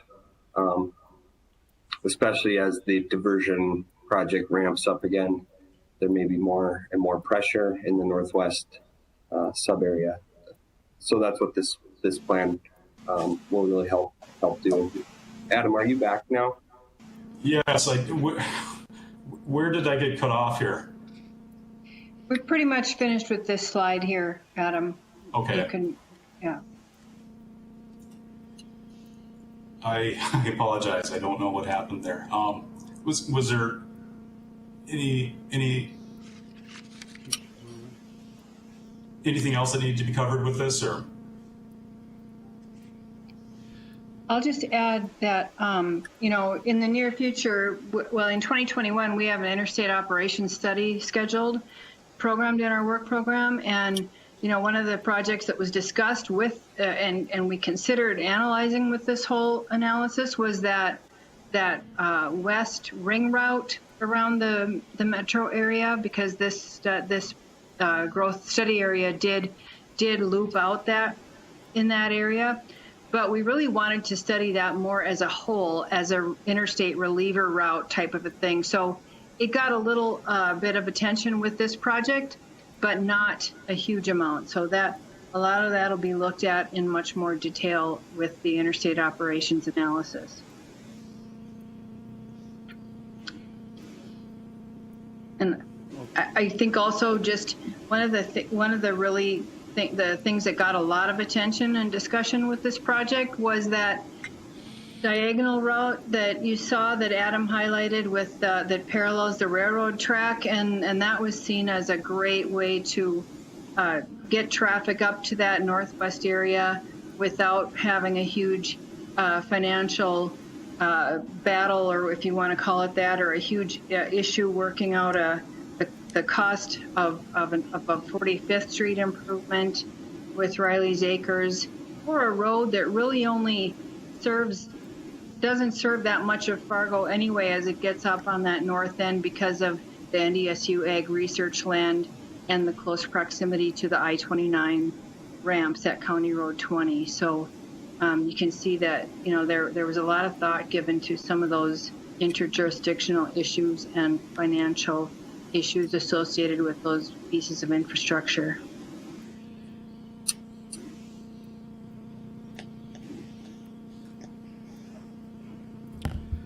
All right, thank you, MetroCog staff, for that.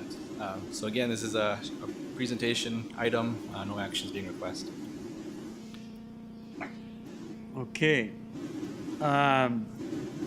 You want to do a quick wrap up on the land development code? Yes, I will try and keep this brief for you guys here. So really quickly, item E3. This is also an informational item. This is just a quick project update on the LDC diagnostic. So staff would first like to introduce the alternatives analysis and recommendations memo, which is the document included in your packet there. And then secondly, invite the Planning Commission to participate in an upcoming project meeting, which will be held jointly with the City Commission on November 30th. And I'll talk more about that momentarily. I'll kind of skip a brief recap of the project. Hopefully this is fairly familiar to the Planning Commissioners. The LDC diagnostic report was recently brought in front of you for presentation and discussion on August 4th of this year. And There's a way if you need it for us to call me. I'll just quickly point out that the LDC diagnostic will have two primary deliverables. The first is the LDC diagnostic report, which again came in front of your commission a couple months ago. And then secondly, it will be this preferred alternative and work plan, which is really going to be the final kind of recommendation and next steps towards addressing the issues that were identified within the LDC diagnostic report. And so that second deliverable will come at the end of this project, which will be wrapping up in early 2021. But in the meantime, the project consultant, LWC, is working to get to that point. And so as part of getting to that final recommendation, they put together this alternatives analysis and recommendations memo, which outlines three different, and maybe I'll just ask quick if anybody on the phone can mute yourselves. We're getting a little bit of feedback here.